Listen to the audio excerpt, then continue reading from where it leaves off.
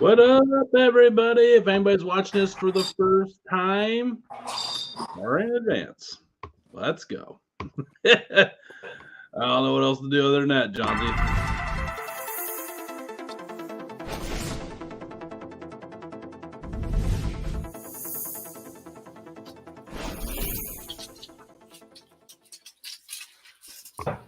And we all know how it works out, everybody. What up, what up, what up? Cleveland What up? whiskey. The drink in my hand is Cleveland whiskey. That Honey Barrel Bourbon Bash last Saturday, fellas, unbelievable. Oh, bud, that had to be good. I know it felt like there was thousands of people there, but there was probably close to like 8,000 people there.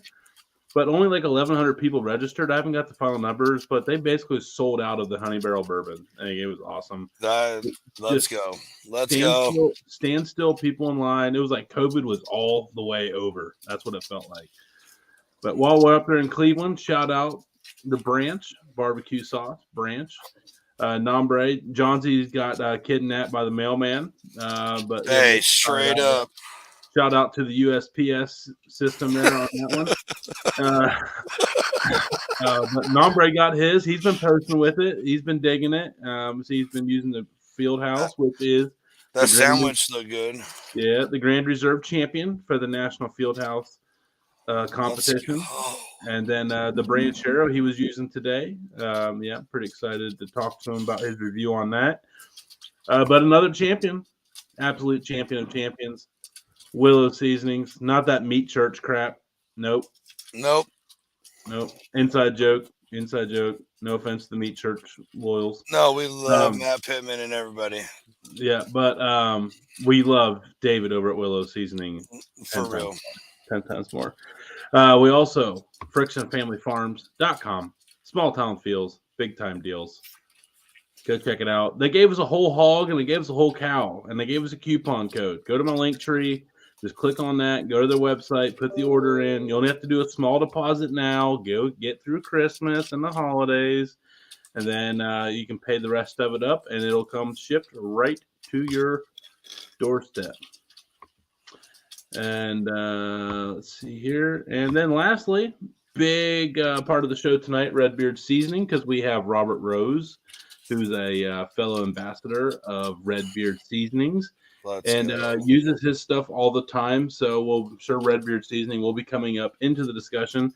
And even though it's out of Willard, Ohio, we have, we have Redbeard Seasoning making it all the way out to Oregon, where he's out of. So that goes to show you all you need to know. That's awesome. It's going nationwide. It's starting to rack up some awards. And next year will be an even more contest to accumulate some more hardware, but the street corn seasoning #1 for most unique at the Scovie Awards. All right. Let's go. Grand champion. Oh, hey. Just the fellas. Yep, just me and you. Dude's having Wi-Fi problems, but we do have Nombre. Nombre, what's up, man? Sorry, I gave you no tee up, man. That's on me. That's on me. There he is. What's up? Where I stand. Yeah, I just threw you in there, man. I just wanted Johnsy to rarely have a one-up on you. That's all. No. We came together hard today on Jeet. What up, Diggs? Jeet?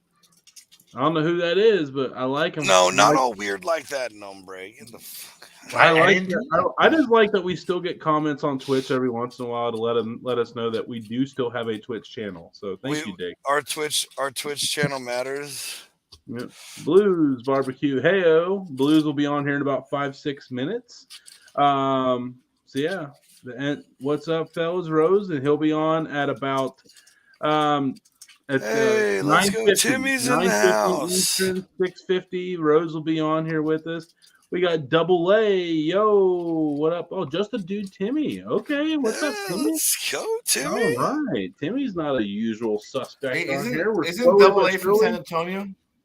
Yes, he is, and he's awesome. Robert, what's up, my buddy? Yeah, he's got a. If you're ever up in the San Antonio, he's got a shop up there now, full-time barbecue. Nice, let's go. That's right. Yeah. He does like a barbecue buffet, man. Killer. Doobie's back. What up? There he is. What up? There's our man with a glass of bourbon and a good Wi-Fi signal. Let's go. America. Yeah. America. How you living, hombre? All right, buddy. You doing good, man? Hell yeah. What are you doing, our nombre? Eating some bird food? Yeah. Hey, that sandwich looked I don't bomb know. that you made with that branch, That- hombre. Dude, that was good.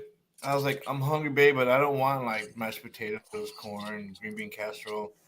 So I thought I opened the fridge and I saw bacon right there. I was like, yeah, I know, bacon, Sandwich, baby. chicken ranch, but I have turkey, so I made it with Yeah. turkey. And then with the sauce, normally I use sauce, but I use Branch's ranchero, and that ranchero sauce is delicious. Told you. It's not a big kick, not a lot of kick to it, just a little tinge. Like, it's got some chili piquin in it. Mm-hmm. Yeah. Nice. And then the mustard, We're I made some circling. sliders the other day, or yesterday evening for dinner. I made the sliders and I put the mustard. Money. Ooh. Hell yeah. Yeah. My wife, I can't wait to try that Fieldhouse mustard, man. That stuff's good the stuff. wife made some sliders too. She enjoyed them. She enjoyed the mustard. Yeah, man. So, you guys all have sounds like everybody has solid Thanksgiving yesterday. Yeah. Yeah, it was a good one. Nice and chill this year. That's what was cool. Yeah. Like we went up. It was to the ugly and in-laws. muggy in Texas. Yeah. We went up to the in-laws, but it's like a bunch of kids my kids' age, so I just got to sit there and watch the kids just like party for like 5 straight hours, and that was so nice just to sit there and just more beans. That's all right, Matsell. I deserve it. I deserve all of it. Okay. People said after the bird, they want brisket. Well, it is Texas. It is Texas. That makes sense. Okay. I have a proposition that I think needs to make its way to the Supreme Court of the United States. Let's go. We call a chicken a yard bird. So I hereby declare Thanksgiving turkey field bird. Ooh. Now, Okay. now. So what's a pheasant Is it then? a field bird? A field bird. Or a field rat. Because now turkeys But are the farm. chicken is the king of all yard birds, and the turkey is the king of all field birds. But the turkeys that are used for Thanksgiving are not field turkeys like farm. Nombre was Listen, pointing at. and all the chicken you eat is not in a yard. Correct. Yeah, it It's the is. same thing. Correct. Hey, bro, it says. But let's not call it a field turkey. Let's not call it a field turkey. Let's call it a yard raptor. Like, dude, no, let's come together. I like the yard raptor, but you gotta like, oh, I got a yard bird hey, here. I got a JP field Craft bird.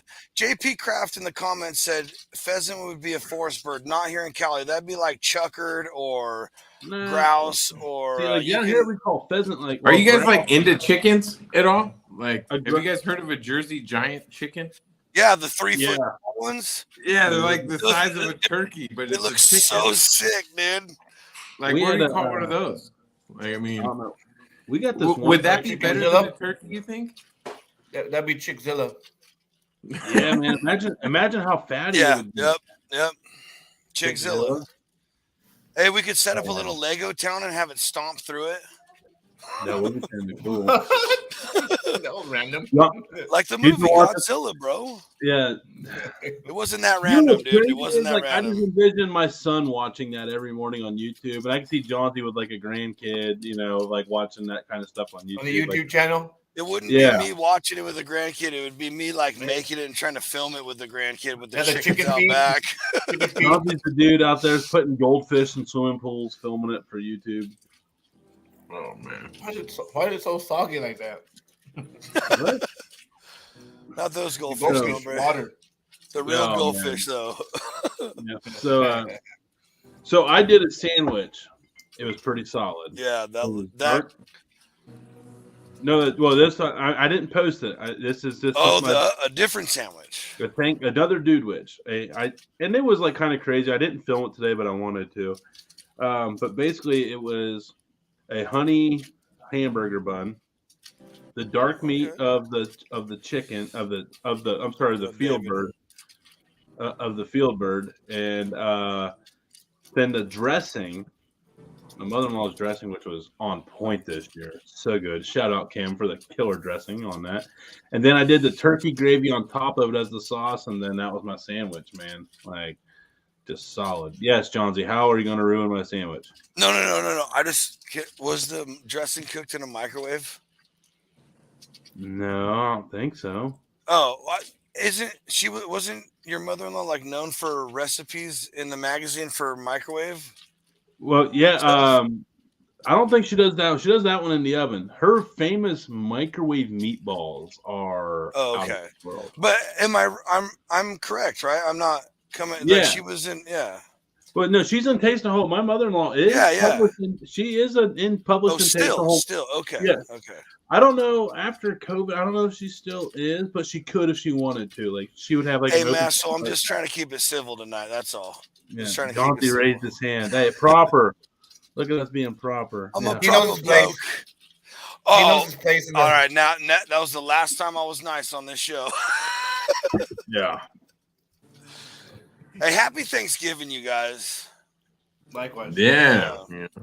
Hope you guys had a good enjoying the holiday weekend. You know, I did something different. All I did was smoke some breast. That's it. And I did like 6 thighs involuntarily. What? But hey, Did the full like 2 side-by-side breasts? Yep, sorry, I'm talking to Blue here, everybody, trying to help him get set the up. jugs. Yeah. Both sides. Yeah. Mm-hmm. See, I think I would be into that more like throughout the year. Jugs. Than smoking like a whole bird randomly. Dude, I was done in 3 hours, dude. Yeah, see, I like smoked turkey, but when you have a whole freaking turkey, it's like, So I think I need to try that.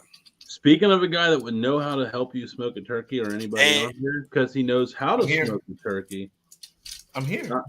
No. All right, guys. He's a little better, buddy. Why y'all fucking with the intros? Come on. I won't let you bring me down. I won't let y'all bring me down because he's still awesome. He's out in New York. We won't hold that against him. His name's George, which is automatically makes him cooler than all of us because our names suck compared to that. But he cooks on mountain grills. He just always cooking up. I don't know if you guys have ever seen this guy's photos, but he has like the most epic photos on Twitter of all time. Like Absolute Magazine. I mean, you would think that photo game is on point for sure. He says they're filter free. I have questions. George is AKA Blues Barbecue. What up, dude? What's going on? What up, man? What's up, dude? Hey, this guy's like fantastic setup here. Unbelievable. Right? This guy's more legit than all of us. Wow. Yeah. This guy was born. As a podcast. I told you not to go all out to come on this show, man. Come on. I mean, I didn't. This is just what I do. Hey. I've been doing this content creation thing now for like 8 years, and so I've just invested so much into it. And it started with gaming, which is what all this nonsense is. So, not nonsense, it's a lifestyle. Xbox, PlayStation, or computer. You're talking to an old school hardcore WoW kid right here, bud. So that's my wife's setup right here. She's the WoW player. I'm not. I couldn't get into it. I've tried. She wants me to play so bad. No, I get it.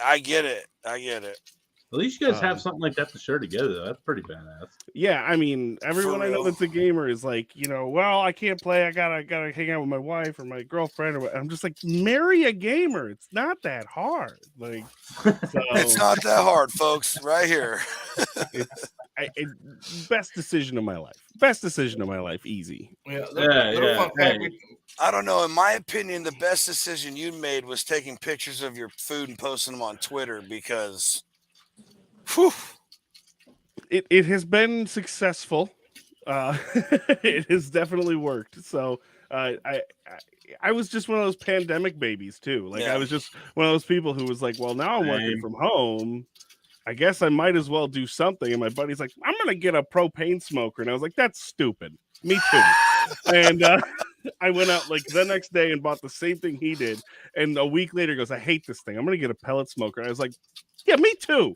And and so I just got to fast track it because I did it almost every day for 2 straight years. So unlike people who are just, burning the candle at both ends and just now what I'm doing, because now I'm back at work and in an office where they're trying to do barbecue and trying to work a full-time job and be a parent and all those other things. I got to learn by just being at home, working at a laptop next to a smoker for 2 years. And so I made all the mistakes really quickly. I threw away a lot more meat really quickly than most people do. So, Same. No. I get it.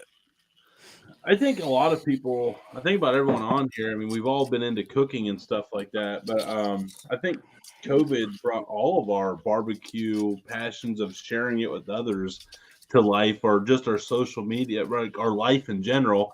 Obviously, Dude Network it seems to end up back at barbecue a lot, but it's designed to be more overall dude friendly. But like, I know my barbecue became a thing during COVID, and then everyone else has like on here has done the barbecue COVID thing. So so you were been a content creator for, you said 8 years. So 2 years ago, you said you bought the propane smoker that sucks, bought a pellet, and then it's been like pretty much good to go ever since, right? So do you still do like the gaming stuff, or is it strictly just the barbecue stuff for content creation? What else is Blues Barbecue up to? So it's honestly, it's all just barbecue at this point in time. Okay. I would love to get back into the gaming stuff, but it is incredibly time consuming. Whereas what's great with barbecue stuff, like, because I this whole TikTok thing caught me off guard. I had it for like a year, and I was like, I'm just going to use it to watch, barbecue stuff so I can learn about barbecue. And like 8 minutes into having TikTok, it's like, no, you like funny things, you like learning about different parts of the world, and I was like, yeah. And now I get to see a brisket like once a month on there, and I'm like, oh, can I like this enough times to bring barbecue back? And no.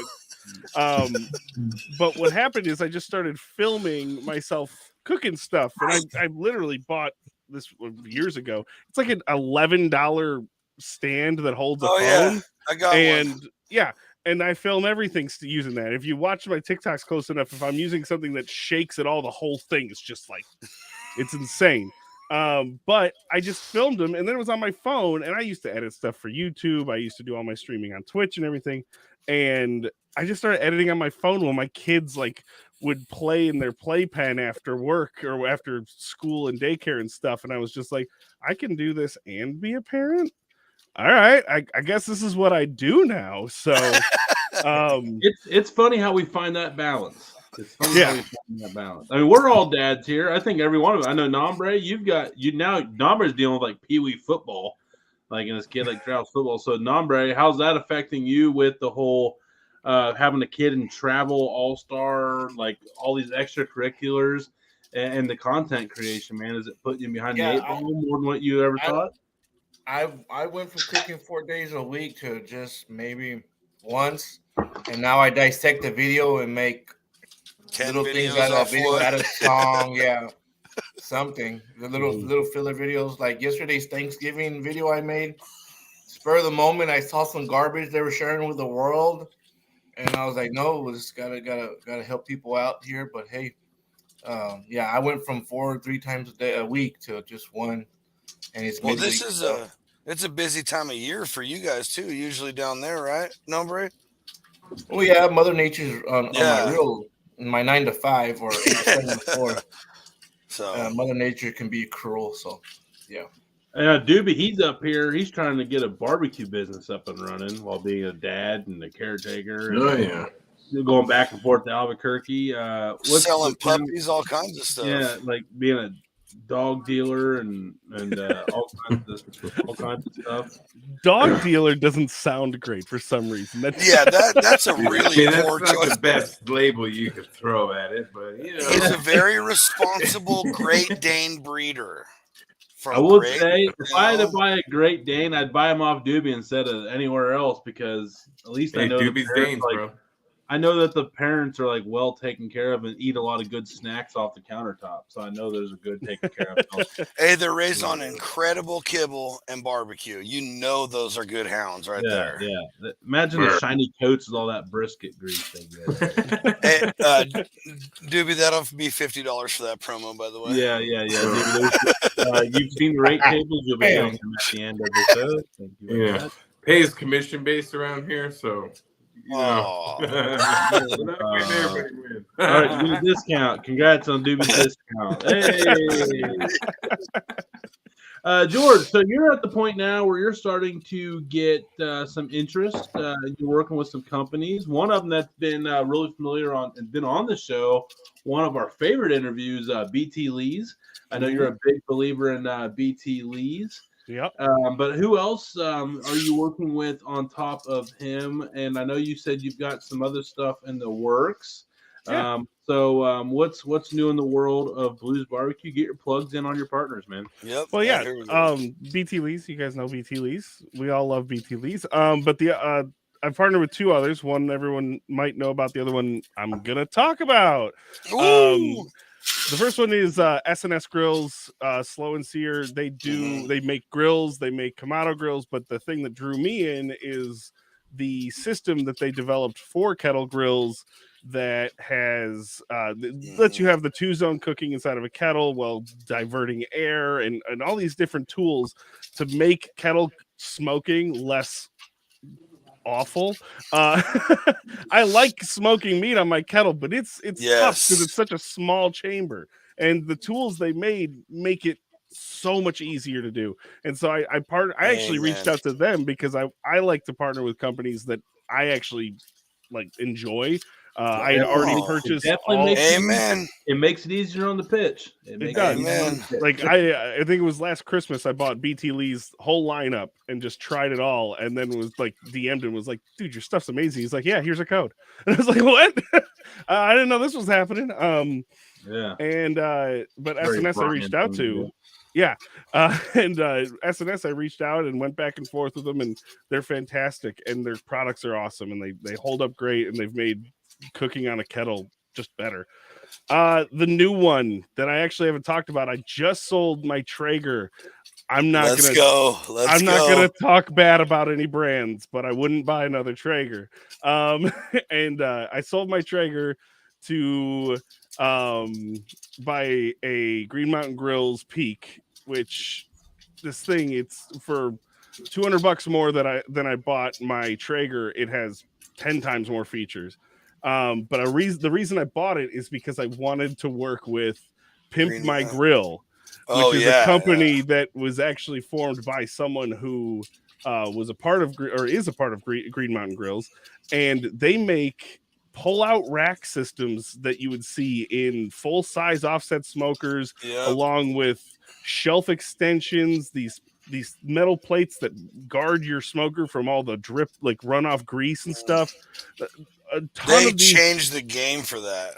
I honestly, I told him, I was like, your business is incredible. I think when people finally start seeing these racks inside of pellet grills, it's going to blow their minds. And I think your business is doomed a little bit because I think this is going to become standard in the next 10 years because it's too good. It's too good. Too smart of an idea. Exactly. And so the fact that it isn't standard though made it a no-brainer. And so they were fantastic. It took me a little while to get a hold of them.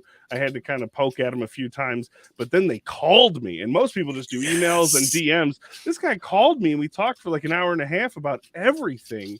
And he sent me the entire line. And so I'm actually doing it tomorrow. I'm going to put together a whole video series and pictures and everything to get posted everywhere. I'm really excited to be working with them because they're genuine guys doing stuff that, in terms of pellet grills, which I know are a little controversial at times, they're really stepping the game up in terms of pellet grilling. This is a pro do what you love and what makes what works for your lifestyle show. You know, I have all three. We all just got done talking about how we're all dads and have jobs and have kids traveling and shit. I mean, hell, even I know Dewey don't have a pellet, but I'm sure there's probably days he wishes he did. It crosses my mind on getting one again. Yeah, it's kind of like half dreary and raining, or it's 30 degrees outside and it's snowing, and you're like, boy, it looks shitty outside. I think I'll just hit my button on my phone, like, oh, done. Yeah. It is. Like I have an offset, a kettle and a Traeger, and I use my kettle the absolute most because it's quick and easy, and I'm not always using a huge offset to cook that much food. But I will tell you, it is very nice sometimes to start the barbecue by going like this. Yep. Yeah. And when I'm done, I go like this. I mean, on the flip side to that too, though, because I'm not biased. I got this brand new grill, and it immediately needed a replacement of the igniter. So I hit the button, and it made all the sounds, and it made no smoke. And I was just like, "Let's go, Brad." Okay, that's not fun. But they were super cool, and they got that's like heartbreaking when you spend that much on a barbecue. You get it all together, and you're like, wait a minute. Yeah, ripping out all the guts and throwing a pile of pellets and a what is it? One of those tumbleweeds in there, and lighting it with a lighter, and just being like, if I wanted to do this, I would have lit the kettle. Or went and bought me a damn stick burner or something. Yeah, right. Yeah. Oh man, I heard a great Dane. We got speaking of puppies for sale. That was the father. I can't remember exactly where you're at in New York, but are you allowed to have like big smoky? Like, could you have an offset where you're at? Because a lot of cities you can't have big smoky barbecues. Sounds like he needs to get the fuck out of there then. Yeah, he's in upstate New York, John Z. He's not in New York City. Yeah, I'm in Western New York, so nice. Yeah, he's not in California. I got a fire pit right here next to me. I warm my house on the chimney, bro. But do the state officials know about it, John Z? That's what we need. Absolutely, bro. I've gotten a letter saying it's a non-burn day, and I say, suck it. And you heard that here on the Dude Network. Hey, California? Yeah. California. Tell him. Hey, send him to my house, please. Warlock. Please. Warlock, California. Yeah. John C's not his real name. We're gonna get Marco. No, bro, you're the best, dude. So Blue, how is your okay, so you're in New York. Let's talk New York. We always get I wanted you on here because you're in a state we haven't really got to interview a lot of. Barbecue, go to the store up in Western New York. What is going to be a common go-to meat purchase in New York? What do people do up there? And now that you've been in social media, you see all the different parts of the country where they're doing all their different stuff, crazy stuff, and you're like, man, that's nothing like we do up here in New York. Is there anything like that as well? So two-part question. What's the go-to proteins up there of choice? And then secondly, have you discovered anything that seems weird that no one else does? I can't say I've run into too many. I think we might smoke more venison than a lot of other places because we have a lot of hunting, because just so many forests and everything. I don't hunt, and I've got a freezer full of venison, so it's just I just don't post it a lot because it does not do well. I don't know why. Oh, really? This time of year it doesn't do that bad because everybody's out deer hunting. That's fair. But every time I post it doesn't. That and lamb never seem to. Oh, and salmon. Really? My God, I post salmon sometimes, like really beautiful salmon that I've smoked, and people are just like, "It is beautiful." Yeah. Most of Blue's pictures are gorgeous. So I had one picture. I was actually trying to. I guess it's not a sponsor, but the first person to ever send me something was this little tiny Cajun seasoning down in Louisiana, Sola seasoning, and it's the best Cajun seasoning I've ever had. But they don't pay me.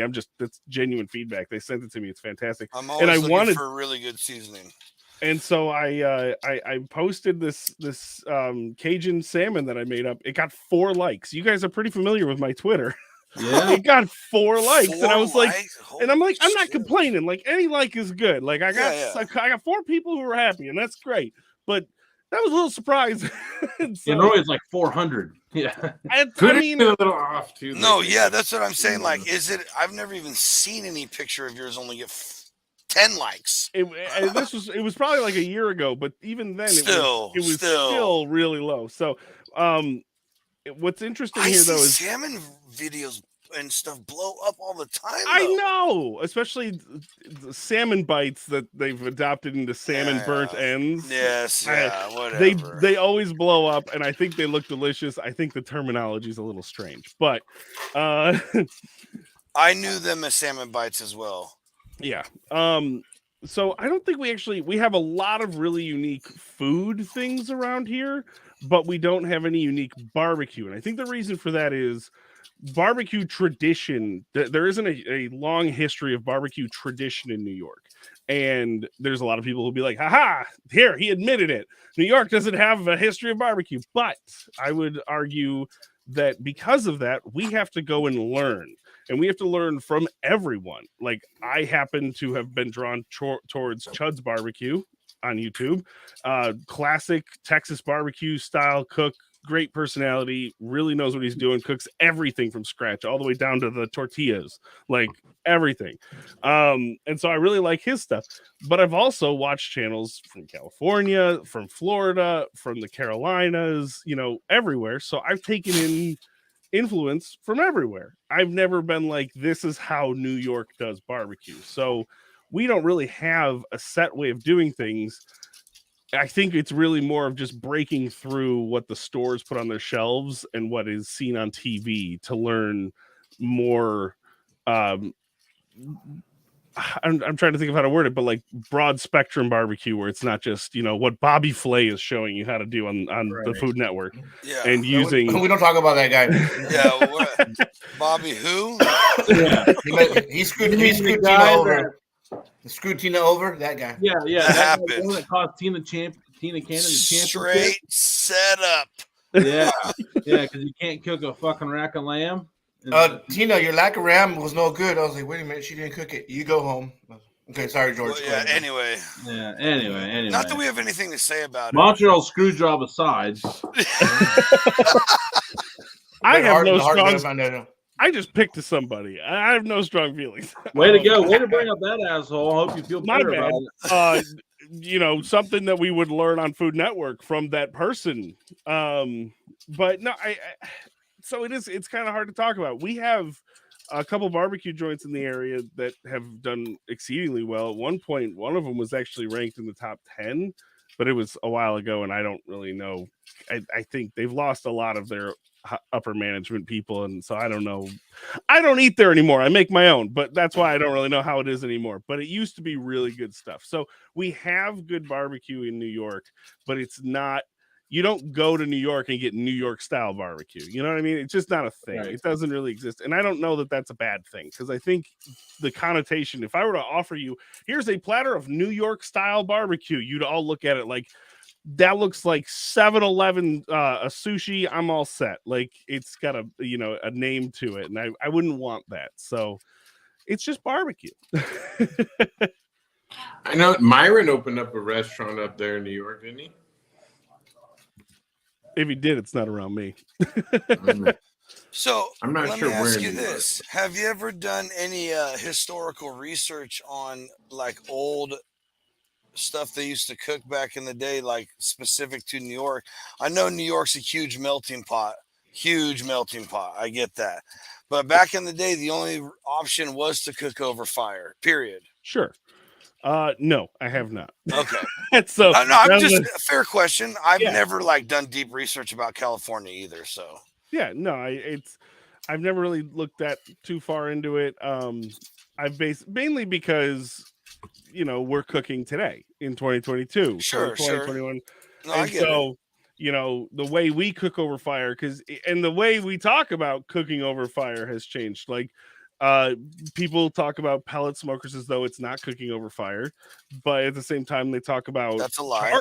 I agree, but they talk about charcoal as if it is cooking over fire, and charcoal smoldering. So is it really fire? I would say it's all fire, but people will get into the nitty gritty and debate it.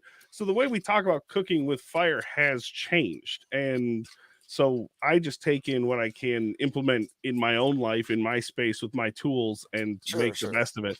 And one of my secrets, guys, is oh boy, that about 1 out of every 4 cooks probably tasted like crap but looked really good. Like, so when you're not feeding it to people, you can. I cooked something. This is a fun one. This is a little bit of a throwback. I wanted to try lollipop drumsticks. I couldn't figure out what the big deal was, and I figured the only way I could figure it out is by doing it. I watched a whole bunch of videos, I read a whole bunch about it, and a lot of people were just like, "Oh, you just cut it and push it up. That's all you got to do." But all of all the masters are like, the point of doing that is to get in there and get the tendons out, so there's less stuff to chew on. And so I spent like an hour and a half just doing one package of these things. And I'm just like, this isn't worth it. I'm never doing this again. But they're done. Let's get it on the smoker. I get them on the smoker. Everything's going fine. And there's even a TikTok that I cut all the bad stuff out of. Yeah. The smoker shut off. Pellet smoker problems. Totally legit problems. The Never smoker had one. shut off. This thing was a nightmare. I hated this thing. No, It just shut off on me. And when I got out there, all of it was like cold again. But I was like, I worked too hard to not get a picture out of this damn thing. And so I finished the cook, got a picture, finished filming it, and into the trash they went. I was like, what a mess. So lollipops, I love them because when I dunked them, I love the dunking and I think they come out really good. However, it's a lot of work, man. It is a lot of work. And if I had any hiccup like that, there's no way I'd do them again because I've only done them once. Yeah. What are you drinking there, George? What are you drinking? This is a New York one. I got Southern Tier Old Man Hey, Winter. shout Let's out! go. The Lake Chautauqua area. Yeah. It used to be called Old Man because it was their Old Man Winter Ale. They had to change, and I love that. I thought it was simple, nice. Old Man is my favorite beer. I thought it was kind of, nobody understood that it was Old Man Winter Ale, and so they had to change the name. Anyway, love this beer. It came back out a couple weeks ago. This is my first one of the season, so figured it was a good time for it. Congrats on getting your beer back, George. That's fantastic. Okay. Hey, also, so are you a big walleye guy? Like perch up there in New York? Like some freshwater deliciousness? Oh yeah.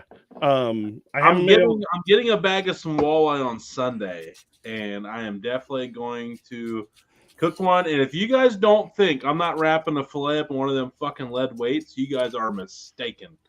When I go to unwrap that fillet, that lead weight's I'll be like, oh, how'd that get in there? It's going to be. Oh yeah.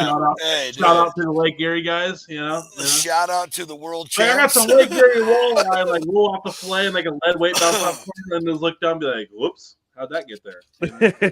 That's unbelievable, bro. Yeah. Hey, you got to mix some humor into this shit. Boy. No. It's perfect for the rest of us who need content ideas. You'll probably go viral on that one video. Not that you aren't already. Oh, because it's an actual good, funny video. Like, I'll get like fucking 400 views on all platforms. With that. Dude, that's exactly always. Every time. But I can sit outside for a week and I can edit a video.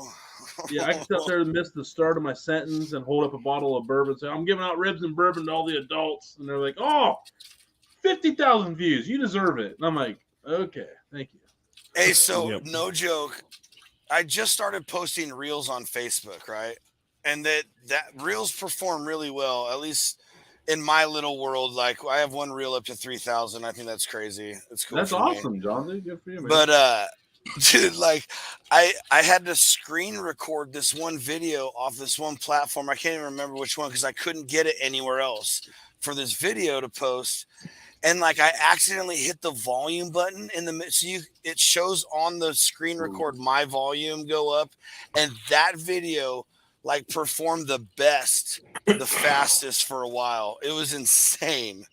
Something stupid that was not even like a legit video. You need to smoke some red drum on the half shell. Hell yeah. Money. That's a Gulf Coast fish. Okay. So, George, never heard of red drum. We all got New Year's resolutions. We're at that time of the year. We got about 6 minutes here until we get you out of here. Definitely want to ask out, big plans for 2023. We all have goals. We all have plans. We all have a lot of things on the to-do list for 2023. George, what's Blues Barbecue's agenda for 2023? You put me on the spot here because I hadn't even thought that far ahead. That's what I do. You're welcome. Love it. Welcome to the show. Little background on me. I've got a 2-year-old and an 8-month-old, so I'm wrestling constantly to get a little bit of me time and wherever I can find it. So I don't really worry about where Blues Barbecue is going to go. I will say that I'm hoping in 2023 to offer up some more small merch items, stickers, magnets, things like that. I did a free magnet run back in the beginning of this year, I believe, where I just gave out 50 magnets to the first 50 people who sent me their address, which is a really sketchy thing to do, but I was like, these are free. I just want people to put them on their smokers and on their cars and stuff. And I sent them out. It was fun, but it cost me like $200 to do that, but it was fun. I can't really afford to do that again, so I want to get some stuff for people who are, just and keep it cheap. Find a good organization that can get them out there where I'm not making any money on them. That's just enough to cover the cost, and they're getting good products. Like I don't want to go to one of those companies that prints magnets that are paper thin and just fall apart the second they get wet or see the sunlight. George is man of the people. Shout out. Let's go. Hey, you gotta keep people happy, or they're just gonna move on, right? So yeah, I've been learning that one. So that's how I run most of my content. I'm gonna shoot you a contact, and if it works out for you, that's the guy I used to make my stickers and my flag and stuff, and he's really awesome. All right, If it works out, it works out. If not, whatever. Nombre, question here for George. I know you haven't got to really. Yeah, a couple comments and a few questions. Don't give up on the lamb. That's a delicious cut. Oh, you don't understand I love lamb. We'll keep posting it so that way people know what they're missing. Exactly. The deer meat. Oh, we say deer. We don't say venison in Texas. So keep it up, bro. Both. Don't give up. Don't say venison anymore. Texas said so. and the question of the day I got for you. You're in New York. When you want a New York strip steak, what do you call that steak there? When I want a New York strip, we call it a New York strip. Okay. Oh, okay. All right. Well, I thought you'd be like, give me a steak. Yeah, like, let me have the steak. Yeah. Give me let me have the steak. Hey, can we get our steak?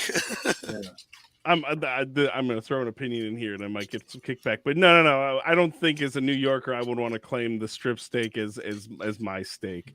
I'm a ribeye guy all day. Let's go. Yeah, Tony doesn't like him. He's weird. Yeah. I like it.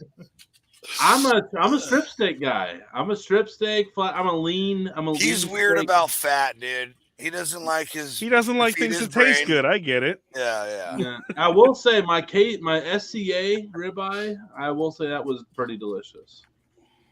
But and it was like a prime. But it was like a prime cut though. That doesn't matter. You eat ribeyes. You can eat like that all the time. Yeah. But I can't afford prime ribeyes. I will say though, but what I can afford is Fricks and Family Farms. Let's go. You can't beat their meat. FamilyFarms.com. That's the one. Their meat. That one's for you, Mike. So, any question? Doobie, you have any question? Doobie? No, Doobie's still audio, man. We're dealing with Wi-Fi issues on Doobie here. That's New Mexico. Blame Man, my dog trying to get the ham. Oh no! I saw him make a run for the kitchen. I was like, Doobie, before we let George go and get his final words, last question for you, sir. I mean, I'm kind of curious. Like everybody, has a real popular food item wherever they live. What would you say? Like when people go out to eat in New York, what's the main thing they go for? When people go out to eat in New York, we're one of those places that we have food from. Like one of our local dishes is called chicken French, and it's like what's that? I couldn't even fully explain it, but it's it's almost like an egg wash chicken. Kind of, I don't even know how to explain it. You honestly look it up.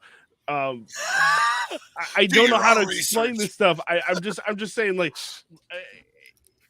Is it good? yeah, oh, it's great. Oh, It's yeah, great. And it's usually served with some pasta and everything. Okay. But like because we're in New York and we had so many different cultures move here all at once so long ago, the influences on food here are nuts. So it's more Just about like like Ohio. when It's people just go out, what are they gonna get? You know, I like whatever they feel. Yeah, Ohio's not that different. My last job, my sales territory was the Midwest, so I was driving through Ohio and Michigan every month. So yeah, very similar atmosphere. Not Michigan so much. Michigan's and Cleveland, little you get like upside a lot down. of brats and like corned beef. Like corned beef's like a real big thing in Cleveland. Like, I mean, I guess a lot of places have a lot of influence. What I'm kind of getting at is like Chicago as like a Chicago dog or like a hot Italian beef. You know, like a lot of people outside of New York, like me being from New Mexico, you think of New York as pizza. Yeah, like, pizza and bagels. You know, like yeah, bagels is a good one. You know, bagels like, is solid. Well, the thing is, both of those are New York City things. And so where I'm from is far more similar to like suburban and urban Ohio, a very similar atmosphere. And so we have a lot of everything. I mean, we have our own dishes, and like I said, there's the chicken French. There's this thing called beef on weck, which is like a beef. It's like a beef sandwich that you dip in an au jus. It's great. There's just a couple hours away. There's this thing called chicken riggies. It's like this chicken rigatoni dish that's from Utica, which Syracuse has this thing called tomato pie. It's like literally like heavily seasoned tomato sauce pizza. Like that's it. It's just that it's called tomato pie. So I mean, obviously, I'm an hour away from Buffalo. We got wings all over the place. All right. So That's cool. we have it's more like your area dishes. What does your area serve? My area is most well known for one very major thing, and it is called the garbage plate. I guess that would be the answer. We have in Rochester, New York, we have some of the best greasy spoon foods, if you know the term, in the country. We live and die by greasy spoon foods, and garbage plates are basically take greasy spoon foods and just throw it all into one styrofoam container. The original garbage plate was macaroni salad, baked beans, 2 hot dogs, whole thing covered in mustard and onions. Now, much more commonly, you'll get like home fries, macaroni salad, cheeseburgers, and there's this stuff called Meat Hot, which is it's like a meat sauce where the meat side of the sauce is cranked up, and it's like a hot sauce that's like a heavily meated sauce. You can't really sell it anywhere because it's meat. Like it's not like a meat sauce you'd buy on a store shelf that's like flavored. It's almost like a sloppy Joe. And so garbage plates are where it's at in this area, and I know think I'd be a fan. Everyone would. Everyone on this podcast right now, if you're on a podcast on the Dude Network, you could get down on a 2 a.m. garbage plate. I'm telling you. I feel like that's a little bit of a personal attack, but we will allow it. At 34 years old, I think it was a good personal attack, though. Hey, I'll take that one. You know, I'll own it. You know what's funny is like the bar I used to work at, we had a thing called a mess, and it was a breakfast, and it was basically scrambled eggs with like potatoes, ham slices, sausage links, crumbled sausage, bacon, cheese, peppers, onions, and it was just all mixed together and just made into this massive pile of, oh fuck, my day is ruined. and then that was about that, and that was the end of your day before it even got started, you know. But if you were hungover, you were ready to drink again after that nap. You were ready to drink again after that nap. But hey, George, final thoughts here, man, before we get you out of here, man. Thank you so much for coming on here tonight. Yeah, thank you, George. Awesome. Hopefully the first of many times we get you on here. But definitely cool. Definitely cool, man. Thanks for coming on. Absolutely. Final thoughts, just be good to each other. You know, we all do this because we love it. There's no wrong way to make barbecue, and just have fun. Like, honestly, as long as you're making food that you enjoy, great. I love it. Go for it. So that's my. I'm just so sick of everyone fighting over barbecue. I thought it would just. I left gaming and went to barbecue, and I thought gaming is so toxic. Let's go to barbecue. And then I was like, hey guys, I just got my new pellet smoker, and the whole world was like, what did you do? And I was like, oh no. Oh no! I had this real life was like having to block people that were like coming at him, like, "Why are you supporting this guy over here?" Yeah, it was my first few months. Seriously, yeah. My gosh, dude, that's yeah, ridiculous. There's a whole side of our little Twitter area that blocked me in my first 6 months, and they hate me, and I'm like, what did I do? Hey, I hope they dwindle away into nothing. I know. Yeah. Same. Screw them. That's ridiculous. Twitter has more of the toxic barbecue people than the I love my Easy Bake Oven. I love my Easy Bake Oven. It's it great. is. I get great. good smoke flavor. I don't have to do a thing, so you can all shut You up. don't even have snow, man. These people Like out the here one guy yelling. that came at Dibby for calling himself a pitmaster, and then like had a newspaper article the next day of him being called a pitmaster. Oh my gosh! Oh, dude, yeah, I forgot about that one. Yeah. Well, dudes, let's all give a round of applause for our first of two special guests on this Black Friday special. George of Blues Barbecue, thank you, sir. Hey, Blues Barbecue, let's go. Thanks, George. You're the man. All right, You're the man. all right, take it easy, guys. All right, keep it skeezy, my friend. Let's go. All right, New York in the house. All right, that's cool. We got New York. I mean, dude, we're chucking off these states here. I didn't even think about it, but we're probably getting at the point where we should have a map of what states we haven't had on, because we've had Hawaii. We've had. Yeah, you know what? We have not had Hawaii. Who's booking the Hawaii guest? Who knows any Hawaii creators? Let me figure that out. I don't know, but I think Johnson's got some homework. Johnson's going to know like 10 by the end of tomorrow. Let me reach out to some people. Yeah, Johnson's got that. Hey, thanks, Blue, George. you're welcome, brother. You're welcome. All right, man. We appreciate his peaky cap.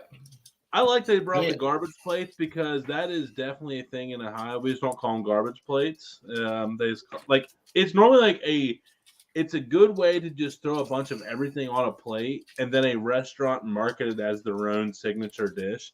And really, it's just a bunch of everything. So, like, one thing that got me thinking when you guys brought up that garbage plate, and I'll let you talk, because you live close to a city that's much like New York, where there's a big melting pot of everything. I wanted to ask him and you, what's your favorite fusion? Fusion has become a huge thing lately, but what are the two ones that you have tried that were like, okay, these two cultures need to meet culinarily? I mean, honestly, man, like, you guys see me cooking Tex-Mex all the time. Like are you? I know. Retract. I retract the question. It's over. Never mind. Hey, Rose Barbecue. Southwest in general, like mashed potatoes with like chorizo on top of them is fucking phenomenal. Oh, chorizo, yeah. But like I'm saying, I feel like I take like that, and then like I'll do like my creamy, very Ohio mashed potatoes and like top it on top, and then like do like a spicy chorizo gravy and stuff like that, and it's just okay. What about going out to like ones that you've tried from like Japan, Italy, or like, something crazy?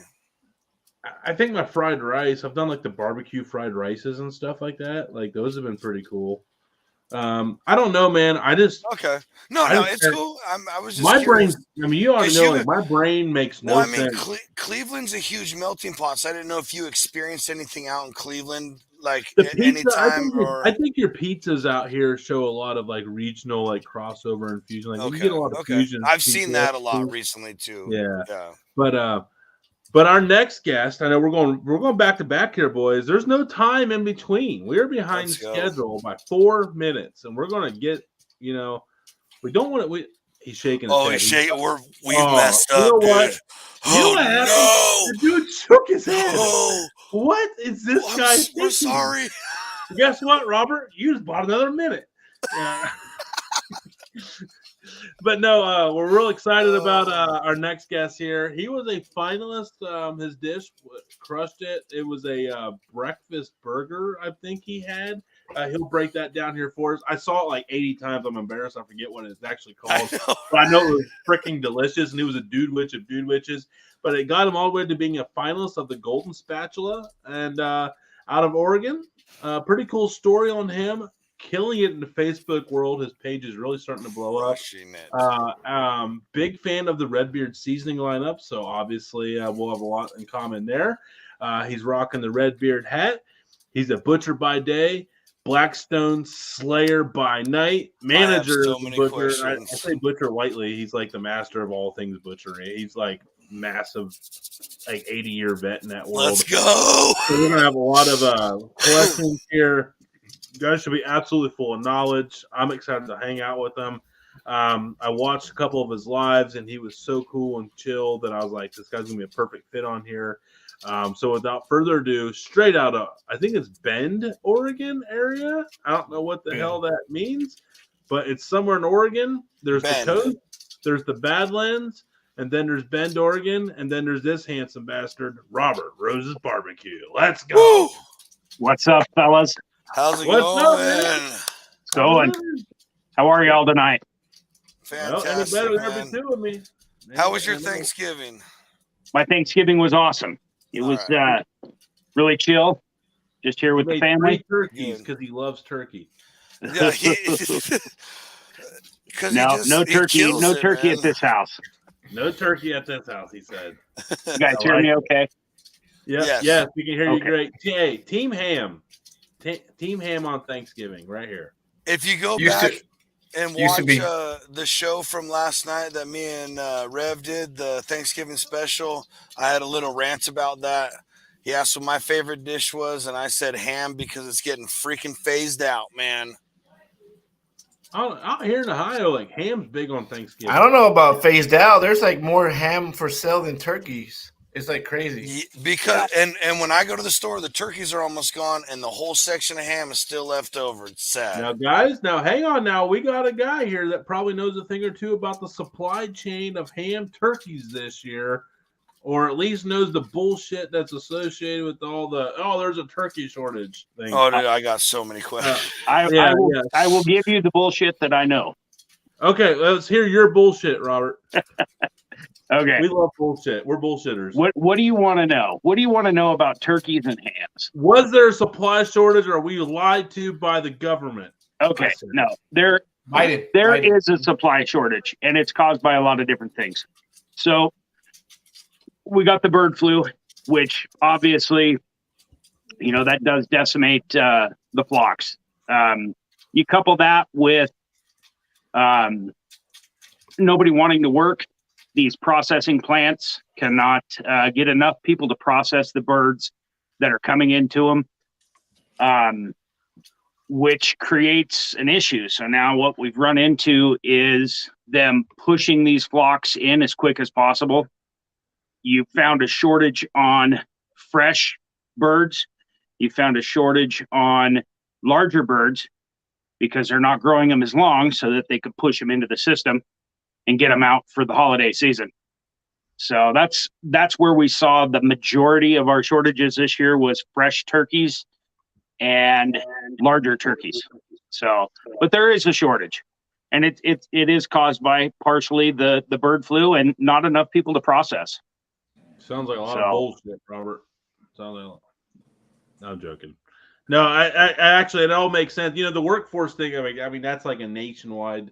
Yeah. I mean, someone's called a pandemic, whatever you want to call it, but it is an issue where the supplies went up to beyond the demand of a lot of workforces, and it's very volatile. And the turkey industry is apparently one of the bad ends of that debacle and all the stuff this year. And hopefully, it's the last year we have to worry about all this stuff. Yeah. On Thanksgiving, but hey, man, your page on Facebook, like. Is it me, or is it growing exponentially, like at a very rapid clip over the last several months? It has grown exponentially. We were at a kind of a standstill, probably around 600 to 800 people and I just kind of knuckled down and started posting pretty much daily, and just doing the things that I enjoyed doing with what I have to create, barbecue and different Blackstone products. I don't have anything fancy, just the basics. But I just made a point of digging in and posting pretty much daily, if not daily, every other day.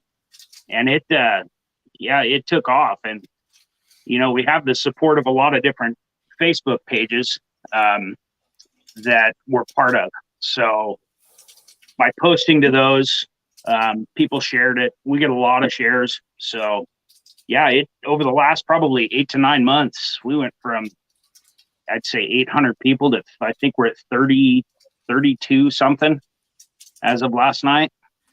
So it grew pretty darn quick. Hell yeah. Yeah. Let's go. Blackstone competition, the golden spatula. You were this close.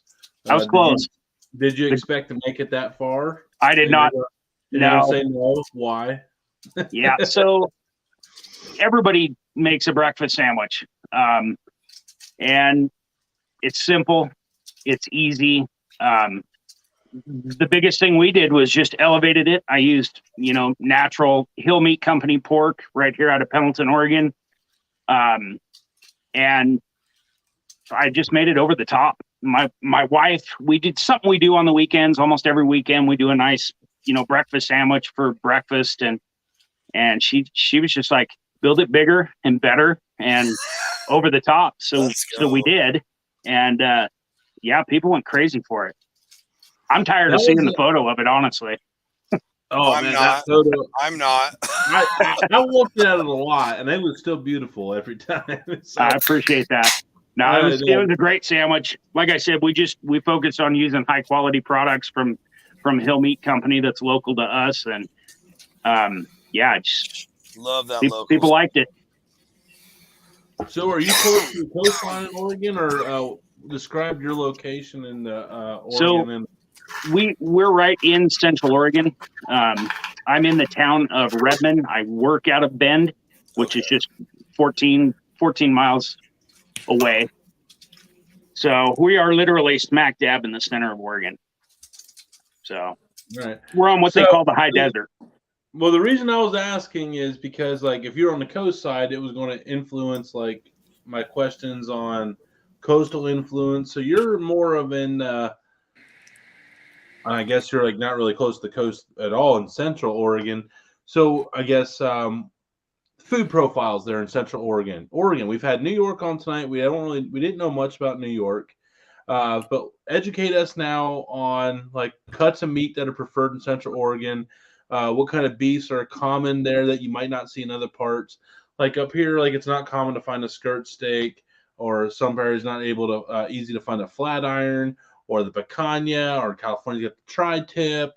The breakdown Central Oregon for us as much detail as you possibly can with the experience you have. So Central Oregon we're a pretty big melting pot. We get a lot. We have a very big Hispanic influence. We have a lot of Californians. A lot. Which I'll tell you. I'm sorry. Hey, they bring money, and they spend it. Yeah. So there's a reason we went from, our store that we work in went from a conventional grocery store to a natural organic store. So, and that's mainly because our clientele has changed over the years. Pardon? California friends? Right. Yes. Friends. All friends. Right. Yeah. So as far as meats go, we're pretty cattle oriented here in Central Oregon. From Central to Eastern Oregon, a lot of cattle. We do have a lot of sheep farms. So it's mostly cattle. With the skirt steak and the picanhas, you don't see that in pretty much any place unless that meat cutter that's running that shop is somebody who knows about it. The skirt steak and flank steak, because of the Hispanic influence, we sell a lot of. Picanhas, you very rarely see them. You'll see them in my shop because we cook picanhas. Yeah. So I like to cut them. All right. Okay, so you're a butcher, and now every once in a while I got this meat shop I go to in the town above me, and every once in a while they got. Let me stop you real quick. Yeah, I might have. Yeah, elaborate because I may have misinterpreted. How okay, all so of this works today. I'm a retail meat cutter with some butchering background. We did a lot of wild game when we were growing up. My wife and I started out in the business 28 years ago. But I would not call myself a butcher. I do not break down whole carcasses. I have in the past. Okay. But it's not what I do now. If I had to do it now, it would take me forever to break That's down on a me, beef. Robert. That's on me. No, okay. you're fine. No, You're fine. No, that's totally fine. My question is from a retail standpoint, kind of. So I got this store I go to all the time because they got really good prices on pork. It's really good pork there. And they'll run beef specials, blah, blah. But the other day I went there, they had pork tri-tips. Okay. Now, I'm just blown away. Like, why don't we see more like crazy cuts like that from other places? Well, the biggest reason being a lot of those cuts are extremely hard for a retail grocery store to get their hands on. Okay.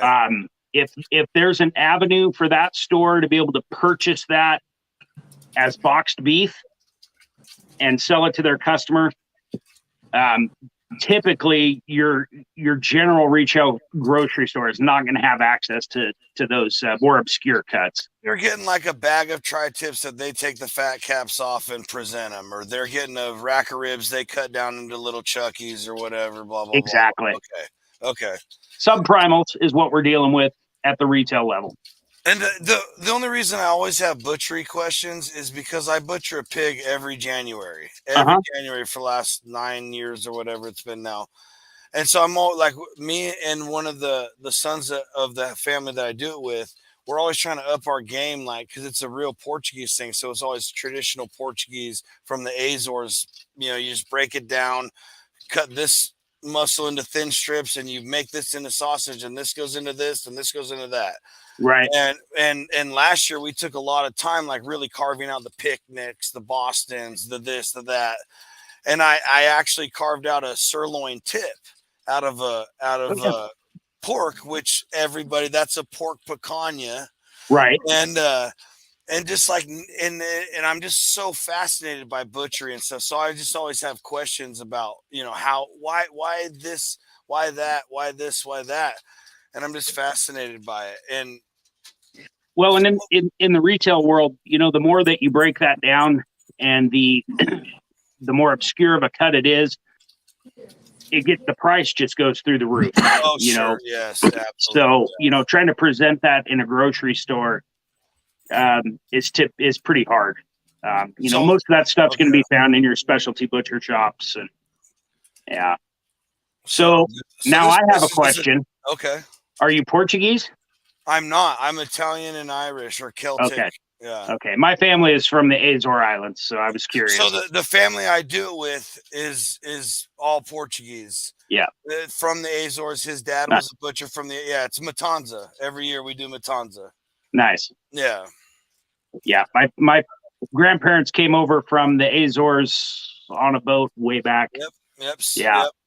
I think he was like a little toddler when they came over, or he was born here, like just born here or something like that. But yeah. Nice. Okay. Nombre. Next up here, question here for Robert. I know you've been familiarizing yourself over the last couple months, like all of us, with the style and everything on Facebook. There, what do you got here for Mr. Rose? What are some challenges you have faced with the market during the pandemic and the recovery from the pandemic? Good question. Man, a banger. I would say that the biggest challenge that we've faced in the retail world is just trying to get product. It's at the beginning, it started with mass panic buying, which depleted the markets. And then it led into companies not having a workforce because they all had COVID, or they had something that resembled COVID, so they were considered sick. So You're preaching. yeah. Yeah. But and that just continued on. I mean, the shortages at this point, and it's kind of weird because we came back into it after about a year. We started to see things come back into the market, and then all of a sudden, here we are again. Gas prices up. More workforce shortages, and we're experiencing almost as bad deliveries as what we did at the beginning of the pandemic. It's pretty rough right now. It's kind of crazy. So I've been through Oregon tons and tons of times, and I see nothing but cows and timber industry. Yeah, logging. Yeah, and that all relies on diesel. And that's been a huge talk recently. Have you guys felt any effects from any of that or anything? Oh yeah. I mean, our gas prices were through the roof. I mean, at one point we were right at the $5 mark. For us, that's extremely high. Mm-hmm. We're just now, I want to say when I came home from work the other day, we were at $4.27 for regular gasoline. So, but like, what about diesel? Because that's how all your logs are moved, all the cattle's moved, all the cattle's processed. Yeah, diesel's through the roof. Okay. Yeah. So has that increased to the slowdown in the retail industry? I wouldn't say that it's increased the slowdown, but it has increased the costs. Okay. Exponentially. I mean, we have a lot of companies that, one way or another, they're going to get their fuel surcharge added on, whether it be a $30 to $50 per invoice surcharge or the cost of goods goes up. In most cases, it's both. They're adding a fuel charge and then their cost of goods goes up. So, that directly affects the price per pound of beef, pork, chicken. It's not just the market itself. There's a lot of things that affect that, and that's certainly one of them right now. Okay. I know Oregon has a really big, strong fishing community with trout and salmon and all that. Steelhead. Absolutely. Do you get involved in that? Do you cook a lot of trout and salmon and all that stuff? So my son is a huge fly fisherman. Let's go. He's out almost, if not daily, every other day. He's big into the community here. We personally don't cook a lot of fish or seafood. My wife is extremely allergic. She's got quite a few food allergies. So there's a lot of things that we have to steer clear of. What's that? It's like, what's your excuse? Like, well, right. So my son and I actually, I've got a little 17-inch Blackstone griddle that we've designated as our seafood griddle from now on. Nothing else will get cooked on that. That's what we'll cook. Nothing else for the family. So if him and I want to start eating some seafood, that's what we're going to do. We're going to start trying to cook up more seafood and stuff like that on that griddle. And if you were going to cook some seafood, especially some trout, I'd probably use some chipotle from redbeardseasonings.com. And if I'd go slay an elk out the Badlands, I'd probably use some wild game. I would be using wild game, absolutely. Hey, if you were going to do some vegetables, what would you use? I'd use either steak and brisket or the wild game. I would do the street corn because it's already proven to be a grand champion. Street corn goes on everything. I mean, it's the Scovie Awards most unique grand champion. I was just exactly. I was just trying to give. But I will say the new credit. Cajun Black is pretty damn good. It's very. I haven't had it yet. I'm looking forward to getting my hands on it though. It's very. You ever go through Shady Cove? What's that? You ever go through Shady Cove and all those areas? Do like the whitewater rafting? I haven't been through. I've been through there, but I've never done the white rafting. In fact, my son was just over at Shady Cove here 2 weeks ago fly fishing. They were floating the river down there. Yeah, the river float's a fun event down there. Yeah. He's been doing a lot of that lately. So You guys ever been yeah. north and fished the Columbia? the Columbia, I have not personally. No, That I don't. is like, oh, Yeah, I want to go to that river so bad. yeah, it's pretty John- amazing. Jonesy, can you make that river noise again, Jonesy? Make that Yeah. river noise. Oh. Yeah. Hey, fun fact is pretty much every freshwater species do of it. fish you can find in the Columbia, from the time it hits the Oregon border to the time it hits the ocean, and 250 to 350,000 cubic feet a second from that Bastard. river drain into the ocean. Crazy. I have no idea how big that is. Insanity. Well, a cubic foot is a foot by a foot by a foot. Oh yeah. And that's all right. Never mind. It's just that river fascinates me, man. And we got a guy. I was just sorry. I don't have a lot of information. I personally haven't done a whole lot of fishing, and I haven't spent a lot of time up there on the Columbia. Have you been to Lake? Oh, of the it's Woods? cool.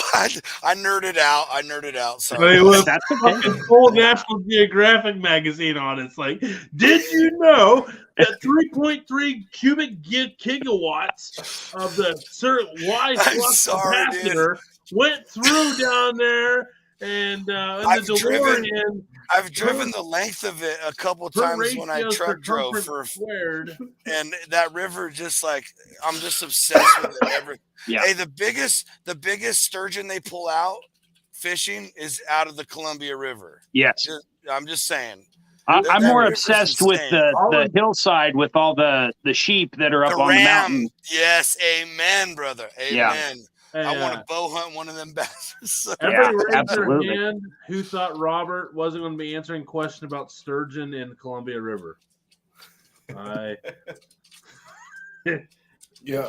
And who Okay, also yeah. didn't think we Oh, learned Jonesy, about hey, great. the Thanks for centric ruining the geographic show, force Jonesy, of the you Columbia suck. River. Yeah. Hey, we've never talked to Oregon before. My bad, bro. No, you're schooling me a little bit Next there. week, we're learning Swahili with Johnsy. That's gonna be That's in Africa, bro. Hey, we're no, going Brady, universal. We're that's taking what's them up, everywhere. buddy. That's We're taking right. Johnsy everywhere. We're Jumbo, going from Colombia. jumbo. We're gonna keep him on his toes. We're gonna go from Swahili to Antarctica to Greenland. You're not even Down to allowed in Argentina. Antarctica, so I don't know what you're trying to get there. Whatever. We all know that's where the government lies. We all My know. grandpa's actually been there. He was stationed there for 8 months. Told you. See, Johnsy Yeah. knows. Hey, so, Hashtag Robert, Johnsy knows. It's a thing. Robert, there's Hashtag another Johnsy knows. social media person I interact a lot. I've met a few times in gatherings. His name is Victor Bettis. He has super skewers. I don't know. He's from Oregon. But I don't know how big Oregon Victor. is. But that's a pretty cool guy. Y'all need to hook up and collaborate and hang out. Super skewers on. Can you What- just What's his name? His name is Victor Bettis, but he goes by Super Skewers. He has those. He makes Badass. those, the double skewers. prong skewers that have Okay. like cast iron? Yeah, look him up. Y'all are both Victor's in Oregon. from so I- Oregon? Yeah, I didn't know that. I thought he was. he left Cali. He was pretty smart. Yeah, I'll have to check him I out. thought he went to Texas. I thought he was in Texas for some reason. No, that's how much he hangs out with us. He just- Yeah, he's always over Yeah. there. Yeah. So okay, wild game Oregon. Would you rather have? Because I'm up in Ooh. Oregon. Let's go. I believe you have the option of whitetail, elk, mule deer, and blacktail, and No. I think that's it. Isn't there moose up there? There No. might be whitetail. No You might moose. actually- No moose.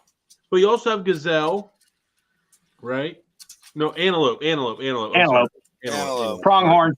Yeah, we Yeah, got pronghorn. pronghorn, antelope. West Yeah, Coast so is those are pronghorn. all up there. So what's Robert's choice, man? Dude, you have I hate you right now because you have every delicious type of venison available to you in Oregon. So if we're gonna put Elk the is money the and the best. effort into hunting, my wife and I prefer to go elk hunting. Yes, sir. Yes, In sir. fact, she was the last one in our family to bag an elk in that was 2017. Out of Why a didn't we interview her? You sound boring now. Oh yeah, she's way more exciting. Well, get out of here. Bring her on here, man. You're done. Get over here. It's called Yeah. the Roses, right? Get up. Mirror. No, honestly, Babe. she grew up in Wyoming, so she grew up on a sheep nice. ranch up there, and she has a lot more experience hunting than I do. But yeah, she was the last one to bag an elk in our family in 2017, and it was a nice young bull. How hard is it to get a tag up there if you're a resident? Tags are hard these days. Yeah, We've all got over the so West many Coast. people applying. We've got so many out-of-state people applying. And unfortunately, this is what talks up here. Yeah, they get a lot more money for them out-of-state tags. That's No, a fact. see, the thing is about Oregon that sucks for Oregon for elk hunting is they realize they could cash in hardcore on all the Californians who want to hunt elk, because as soon as you cross that border, the elk are. We have this like breed of elk called Thule elk, and they're big. They're still big elk, but they're nothing like the Roosevelt elk or anybody other state's elk. Yeah, they're like skinnier, smaller. Johnsy admits once again, California has ruined yet something else in this nation. So thanks for that, Johnsy. You didn't have to say it. You said it. We didn't say it. So go ahead and answer your question. So how do you feel about California ruining everything elk hunting in Oregon, Robert? We're sick and tired of it. We're sick and tired of it. Wasn't finished, but whatever. That's cool. I mean, you said we'll take all our big California money and business away too. You're welcome for the fucking tri-tip. That's all right. You got to get out of here anyway. I hate tri-tips. They suck. Oh yeah, I bet. Well, that will fire Johnsy up a little bit. Oh man. Yeah, we'll do the pecanias up here. I don't even remember the question I had for Robert because of all that, and it's just always hate Johnsy because he's from all that California. BS, and it just wiped his memory. Sorry, Johnsy. Hey, nicotine has that. Oh, now it's my habit. Here we go. Yeah, now we get personal. Nombre's always got to hit it below the belt. At least we get above the belt, then we go below the belt. Okay, I remember. Thank you, Nombre, for pissing me off enough to remember. You brought up the Rams, and I've been through some cliffs and seen some gorgeous sheep up there in Oregon. Have you hunted sheep yet up there? I have not. That is an extremely coveted tag here in Oregon. It is everywhere over here. Yeah, my niece's husband last season, he was able to bag a ram here, so pretty nice. And that's kind of a once in a lifetime. You get one tag, and you're probably not ever going to see another one. That's crazy. So if you get that tag, you better be getting after it every single weekend. No, you get that tag and you hire a guide, so you guarantee it. That's how that works. Yeah. And I personally, I wouldn't big money. I wouldn't even bother putting in for a tag. Exactly, same. I don't put in for them either. No, I was just going to say, I personally, we wouldn't bother putting in for a tag of that magnitude because I just can't see myself spending that kind of money to go and hunt. We love hunting. Don't get me wrong, but it's not a necessity, and I'm not that obsessed with killing. I'd rather shoot them with a camera these days. Don't get me wrong. I don't, not taking anything away from anybody that hunts. We do still hunt occasionally, but it's funner just to be out in the woods and take some photos of those animals. So, but I sure do enjoy eating them. I love eating them. So I'm a huge hunter, have been for a lot of years, but I've become the same way. It's just so expensive and it's so much freaking work to do it anywhere. Do you guys have the same kind of thing where like, are your rams and big hunts like that all lottery? So you have to stack up points and blah, blah, blah, blah. Oh yeah. See, so there's a phenomenon in here in California where there's like, sometimes your first 2 years, you get the golden draw and you can get like a coveted tag here. And then otherwise it takes you like 20 years. And I'm just not willing to put in that kind of money when I can go hunt other stuff every single year. If I want to. Yeah. Okay. Yeah. Now, Doobie, you said you got a roll here. So final question for Robert before you dip out for the evening. Man. I mean, I covered the fishing questions I had. What's your favorite seafood when you do get to eat seafood? I would without a doubt, it's probably any type of shellfish. I love the Dungeness crab, love the lobster. Yeah, Amen. I'm right there with you. and I Crab do enjoy a nice piece of salmon. It's been a long time since I've had salmon, but yeah, I would say shellfish, hands down. Oh man, that skin on the Blackstone, that's money because it's just The best salmon I ever had was in Oregon, for sure. Yeah, For sure. Yeah, I used to we've work got at a some barbecue restaurant. phenomenal fishing up here. Some great species to catch. So Yeah. without a doubt. All right, man. Well, it was a pleasure sitting and talking with you. I'm sure we'll be in touch soon, man. And you take it easy. Absolutely. Nice meeting you, Doobie. You too, right, man. We'll see you guys. We'll see you, dudes. later, dude. There, dude. And So all right, so let's go back to Oh, Blackstone. that here. was my question, and I think it's your wife, Ebony. Yep. Yeah, she just said it in the comments. Do you guys get a lot of halibut fishing up there? We have a lot of halibut. Yes. He said she loves halibut. He loves halibut tacos. Yes. That was my If I- next question. Yeah. Yeah. If I can find a restaurant that is serving something other than tilapia, I love tilapia, but halibut to me is the best fish on the planet that I've ever absolutely. tasted. Our last coast trip that we took as a family, I found a place that had halibut tacos that were just phenomenal. I mean, I could have sat there. I could have had plate after plate of that stuff. So it's not hard when you're this big. But Hey, Man, man, wait till you brother, get that Cajun black and you do some halibut tacos. yeah, I can't wait. Hey, I can't wait. Now I'm behind that too, but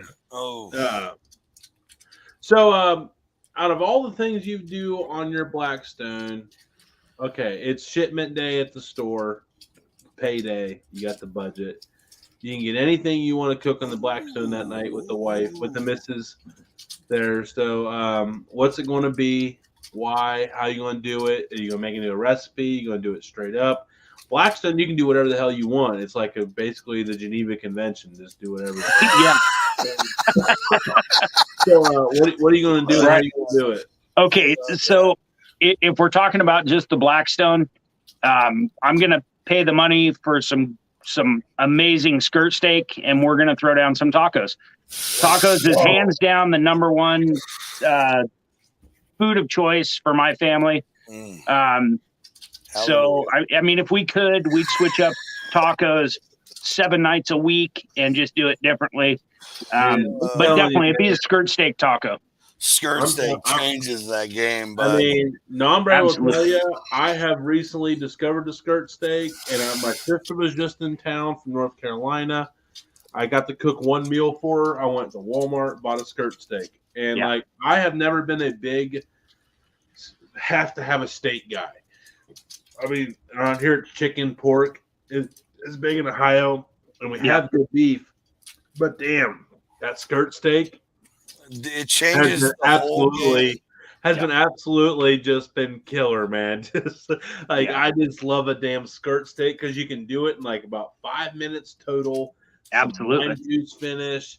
And a good friend of our show, that Redneck Chef Boudreaux, he's got a rockin' red fajita seasoning that's specifically for skirt steak and fajitas. It is absolutely phenomenal, and I'm with you, man. So I'm saying you haven't lived. You haven't lived until you've feisty limed a skirt steak, bud. I did fresh lime the other day, Johnsy. I didn't do the feisty lime. No, I know. I'm telling you, dude. The first time I tried that seasoning was on a ribeye, and it goes with beef so well. It is ridiculous. I just can't get off that fajita seasoning. No, I get it. Trust me, redneck stuff. Hey, Tony, who makes feisty lime again? It's that guy that did everything at Christmas in August. What's it? Willow. Is it that one right there? That guy right there. Yeah, Mr. Christmas in October himself. Oh yeah. That's right. And if you don't have feisty lime, and you want a good steak seasoning, there's another guy. And he has what's his name? He has red in his beard. Oh, I think that's what it's called. Seasonings. Red beard seasoning, maybe. Yeah, right. There you Well, the go. chili lime actually is no longer a thing. No, his beef and brisket on a steak is Oh, the $10. steak and right brisket? there. Yeah, the steak and brisket is yes. I'll tell you, I've got the hookup on the chili lime. Oh boy. No. The Did you want We, to or like when it was like continues getting like to going deliver, out, you get folks. like 20 bottles? So we sell it at the store that I work at. They brought in his whole line except for the 2 new items. Hey, Robert, you save a bottle. I'm gonna get in contact with you for a bottle of that. I gotta try it. I'll get you a bottle. Yeah, I'll get you a bottle. yeah. Absolutely. Yeah. It. So if I need it, I've just been buying a couple bottles at a time off the shelf. So That is beautiful. That's so beautiful right there. If I need it, I just Yeah, I Let me know. We'll hook you got up. it in out of the I store got out you. here, Yeah. and I was in a pinch. I needed the Ohio pork rub, and I was like, "Shit, looks like I'm going to the store." So I drove all the way to the store. I'm like, "I need to have it. I'm doing pulled pork. I gotta have this bottle of pork rub." Yeah. So yeah, that's funny. Speaking of Redbeard seasonings, we used on yesterday's Thanksgiving dinner. The wife did a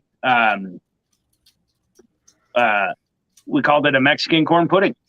I don't know if you've ever had corn pudding. It's like a cross between a cornbread and a pudding. It's real nice and soft in the middle, but he tossed the street corn in for seasoning, hatch green chilies, and then topped it with the hatch green chilies and more of the seasoning. And absolutely phenomenal. So, man. Oh, yeah, Sometimes people say stuff and you just gotta take a moment to realize what they said. yeah, Good stuff. Yeah. hell yeah. So, do we need to go like beat the guy's ass that cheated you out of the golden spatula? I mean, which one? Yeah. Hey, I'm right down I the think road. that It's you were 2 hours, cheated. but I know people here. I think we got cheated, and I think it's bullshit, and I think we need to rectify the situation. So how do we do yeah. So I don't. Did you said see who rectified. won the that? golden spatula? You would. Yeah, I stopped watching after Rose was out of the game. Oh No, man. when you were done, I was like, "Fuck this contest." It's Well, I'll tell you what. I'm going to give props to those guys because the winner, he was runner up last year, and it's Jason Black, and his channel is Off the Griddle. I follow him. Oh, His yeah, food is yeah, amazing. His photography is, man, it is on point. And I'll tell you, he won with a dessert, and it was a s'mores wonton. And I'm telling you what, Yeah. Okay. I'd have killed that whole plate in that picture. Okay. Those things look phenomenal. I'll tell you. I mean, out of all 4 of us that were in there, I couldn't have lost to a better group of guys. Every one of their recipes was absolutely incredible. So speaking of fusion right there, a s'mores wonton. Oh yeah, I gotta go back and look that up, man. Yeah, you That got to. sounds If you go to the Blackstone website, you can actually find all the contestants that made it into the top 32, made it into the Great Griddle Off 2022 cookbook. So our recipes are online. Hey, congratulations then, man. Look at them monetizing off your name. That's awesome. Yeah, I mean, that's shitty for you because you're not getting any, but that's big for you because your name's at least you made it there, dude. Exposure's exposure. Exactly. Well, he hasn't said he hasn't got money, and I haven't. But I will tell you this: I haven't gotten any money from it, and I don't expect to. But I'm okay with plugging the products that I love myself and that I use. Absolutely. I don't need anything for it. That's like Redbeard. Brad's an awesome guy. He's always hooking us up. Amen. But it's hands down the number one seasoning in our cupboard that we reach for daily. His lineup of seasonings cover pretty much everything that we cook. So it's the reason I use Willow's, man. It's because that's exactly what I want my food to taste like. Yeah, exactly. What you I mean, if you love that seasoning, it transfers over to your dish. And I love Redneck Chef Boudreaux stuff, and I really would love to try that chili lime from Brad. Absolutely. So, Actually, Yeah. you know what, Johnsy? I Before think he gets his shit together, I'll reach out to you, Robert. Okay. Oh, sorry, Brad. Fuck you, Brad. That's what Johnsy said. No, come Yeah. on. Hey, He's like, return package, return. Right. He's like, oh, I was just getting ready to send him out some. Fuck yeah. Right. Hey, Yeah. Steve. Fill up on Doobie. Steve Vieira knows. Oh, Steve okay. Vieira knows. Wait. Okay, he's got whiskey. What do we got? What do we got? High West. High West double rye. Ooh, all right.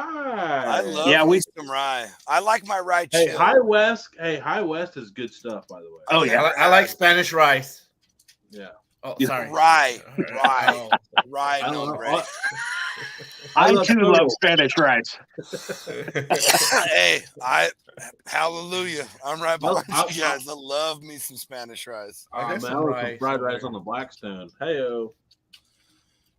So I'm not cool enough to own a Blackstone. But I I actually don't. I don't either. I don't. No, I got Mine broke. I have Mine a broke. three burner propane Camp Chef burner that has an aluminum cast flat griddle. And I tried my hand at some fried rice, right? When I saw it, I was like, I ain't eating that crap. Hey, my wife and my father smashed it. Apparently, it was phenomenal.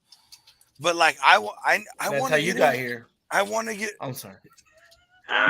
my wife and my father. That's nombre. That part. Just carry on, Johnsy. Don't acknowledge it. Don't acknowledge No, it. I love it, dude. When talking shit goes bad. Like, Right, that's what yeah, when what you meant to say did not make the mark. Yeah. Hey, my wife heard that. She's watching. You're busted, buddy.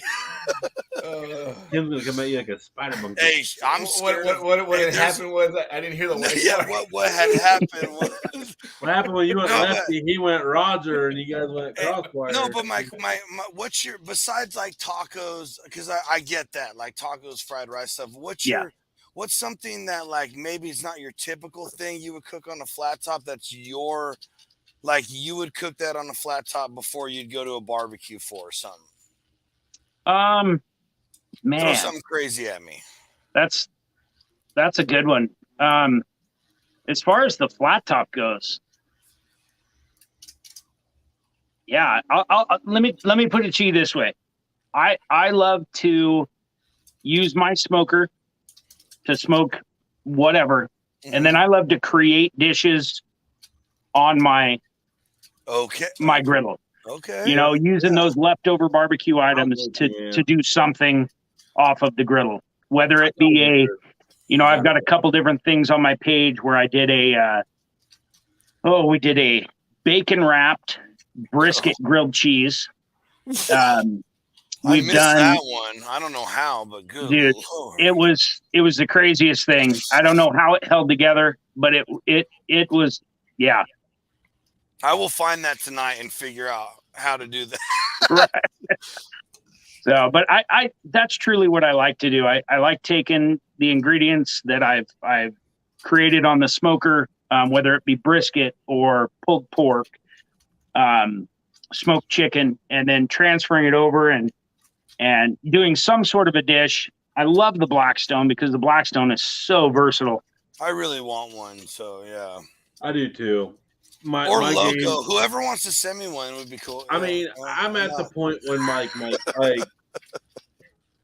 just get tired of cooking on my stove because everything just gets fucking disastered every time, man. Like exactly. I want my oven to pretty much be a showpiece in my kitchen. Like I'm done cooking in the kitchen, man. Like it is no mess, man. No mess on the Blackstone other than just wiping it down at the end of it and just calling it a day, man. Like, Yep. I'm done. I'm so tired of like cooking and then like it's like shit, man. This house is worse than what it was, and I'm already tired of done cooking. Yeah. So, Robert, Sorry. is it Side rant. Robert? Is it humid where you live? Is it what? Humid weather? No. Humidity? No, we don't have a lot of humidity. We struggle. We struggle with humidity in South Texas.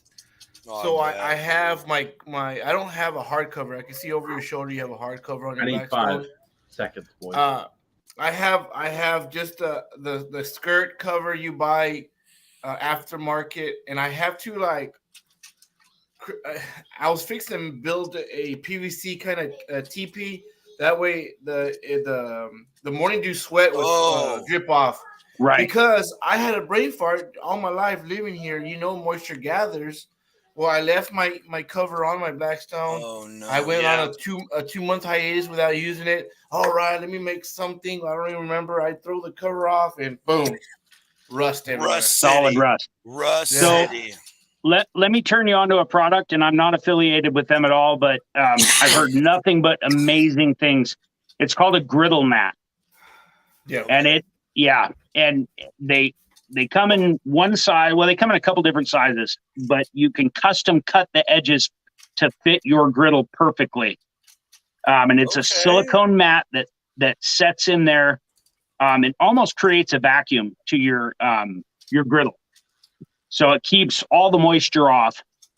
You just pull that up each time and, So wipe like, it down with a little oil when you're done. If anything happens, it might be on the sides, but it'll never be on your cooktop. It's not going to be in the center of your your cooktop. Yeah. Okay. So I did the Mexican version of it. I got a wax paper. Hey, brother! There you go. Right. Hey, the Mexican and trailer park version are like, they're basically.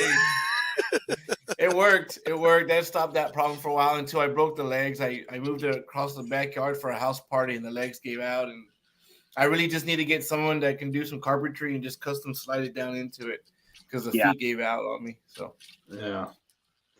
I just know that like Chad here, great friend of the show, Chad Vaughn. Shout out. Yeah. Chad. What's up, Chad? The possibilities are endless because if you guys have all seen, Exactly. I don't do normal shit. If you guys know, I don't do the standard anything. Mine's like, how can I do a Tony stupid twist on this? And I feel like on a Blackstone, like my brain. Yeah, you know what? Hey, Blackstone, check this out. You need to reach out to Tony Lane. in the Dude Network. The rest of us also. Send us a griddle. It's not just about me, it's all of us. But I mean, you see the kind of sandwich.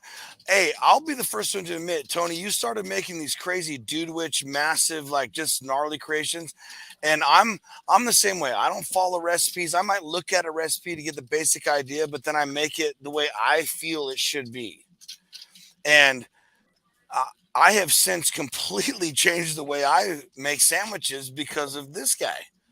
And I'm just saying, Blackstone, there's a market there for you guys here. Blackstone definitely needs to join. They definitely need to join. Nombre needs a new Blackstone. Yeah. You heard it right there. He loved his Blackstone. Some stuff happened.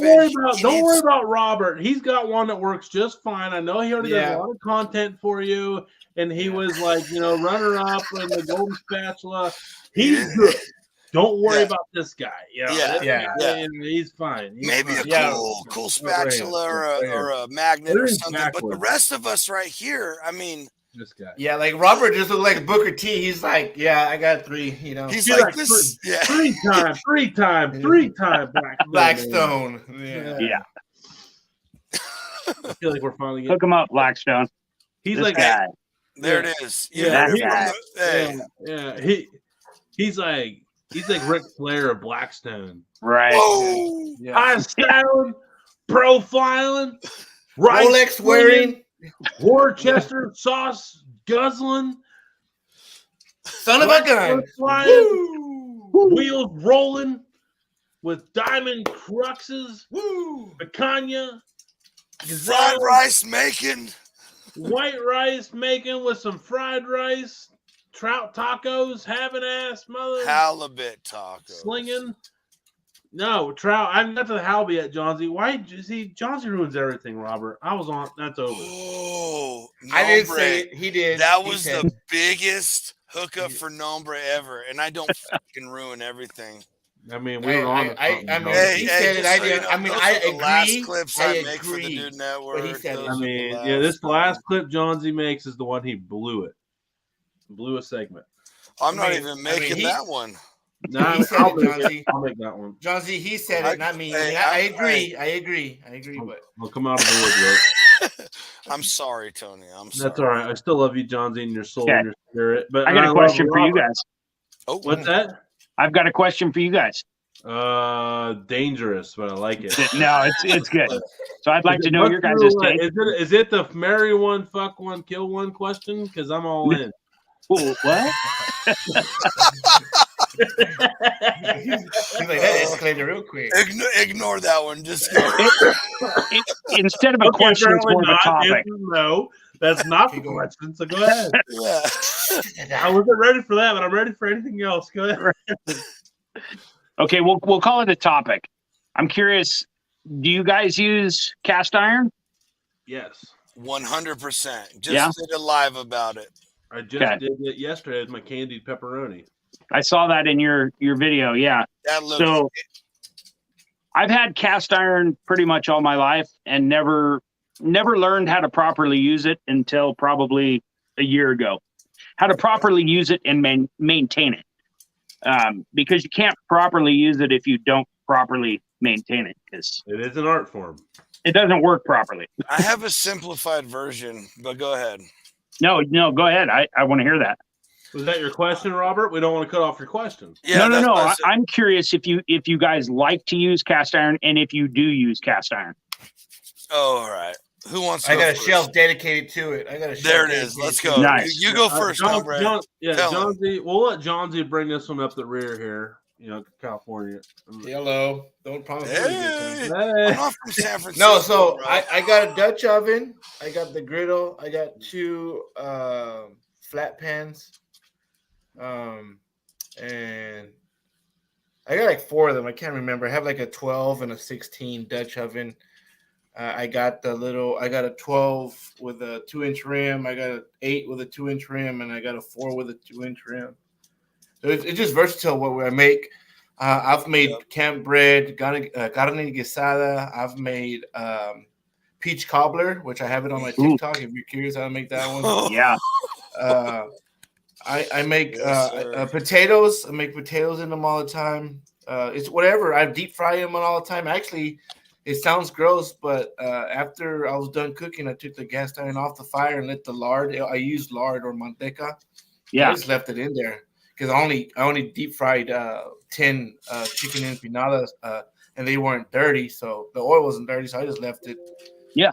Protect it and seal it. And I fired it up next time, and it'll be ready to rock and roll, just like Grandma did. So Amen. I have a big old Wagner. Like Yeah, the big one. Tony's And got then I some, have like- the small Griswold Erie shoveler. And then I have the Lodge cast iron Dutch oven. Lodge, come I talk hate to us. Yes, I I love hate my the Lodge. Dutch oven. I haven't What? used. It's too much cleaning for me. It's so No, much. I maintenance. will change your mind. I promise. It's not Okay. seasoned enough. But- It's not Exactly. seasoned enough. on the You just told us you're not seasoned enough. But on the small and large cast irons, like they're my go-to. Like I love them. I cook on them. I cook them on. Why do you love them? I cook on them on open fire. I cook on them on the stove. I cook on them in the oven. I cook on them on the propane. Why do you love them? Yeah, that's a I good cook on question. them on the ceramic. I mean, they're so versatile. Why you love those, but not your Dutch oven? I just haven't. I have not mastered, and I'm sure John's is going to change my world here. He's super excited if he doesn't. He's fired forever because I haven't. I just have a pro. He hasn't stopped super bouncing. He hasn't stopped bouncing around on this since we brought. So he's got to bring the heat on this. He's bringing a lot of hype to his upcoming answer. So I'm excited on it. Whatever. I'm not talking shit. I'm excited because Bull. it's going to be the Bull. best ever. No, Tell me the that's best shit ever. talking right there. No, it's not because it's going to be the best ever. You're interpreting it as a negative thing, and that's on you, not me. That's a No, personal I see problem. that smile, bro. I No, know you have it's a beard. I can't help it. I'm smiling No, all the get the time. I'm a natural smiler, you cocksucker. Okay. Yeah. It's all fun. But no, like on my skillets, like I basically just rinse them out with super hot water. I'm done. Put them on there, boil when everything's stuck. I put water in, boil it, and then I put my extra virgin olive oil, bacon grease, whatever. Put it in there, then throw it in the oven, heat it up, let it soak in, then do another coat and let it go. I have a cast iron bake press. So- I forgot to say. Can I ask one question? Do you do that every time you cook with them? Not every time, unless it's starting to get nasty. Then Like, they're you know, then like, I'll those do, aren't like- even seasoned right, man. So, hey, I'm gonna tell you how I clean my cast iron every time. And I just went up to I just spent a week in the redwoods where it was misty as hell all week long, and I left my cast iron sitting out on the table, and not one of them rusted except for my Dutch oven because part of it I fucked up on.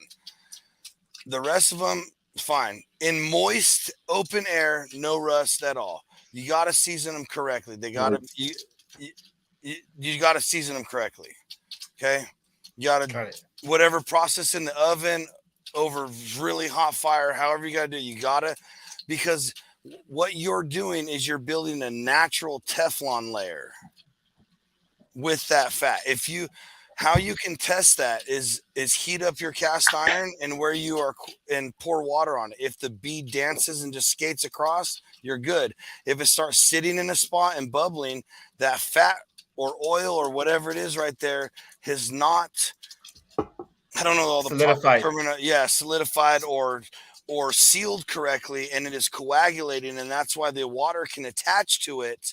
We're talking about coagulation. Right, very fancy. Rev and I covered this in our cast iron episode. Just shout out. I saw it. Tony did it. That's right. Was those last night? Right? No, that was the week before. It was the week before, but had not yet. So this is how I cook with my cast iron every time. Whether I put cheese in it, eggs, whatever. As soon as I finish what I'm cooking, pour it out on the plate, right? I go stick that over the burner, the fire, whatever, and get it super, super, super hot, and I just ignore it for a few minutes. And then I go grab it and I immediately put water in it, and that water doesn't touch the seasoning of the pan, and it'll boil and I just go dump everything out and it's clean. I love his sound effects. Mm-hmm. Yeah. If you have trouble, it's like Nombre said, if you have trouble cleaning your cast iron, it's not seasoned properly. I promise, because otherwise I just heat it up, put hot water in it, go and if it looks like you can tell, like, if the water's starting to dry in a certain area, if it looks like it's metal and not like greasy metal. Not that it needs to be greasy, but like, the seasoned never cast iron shimmer.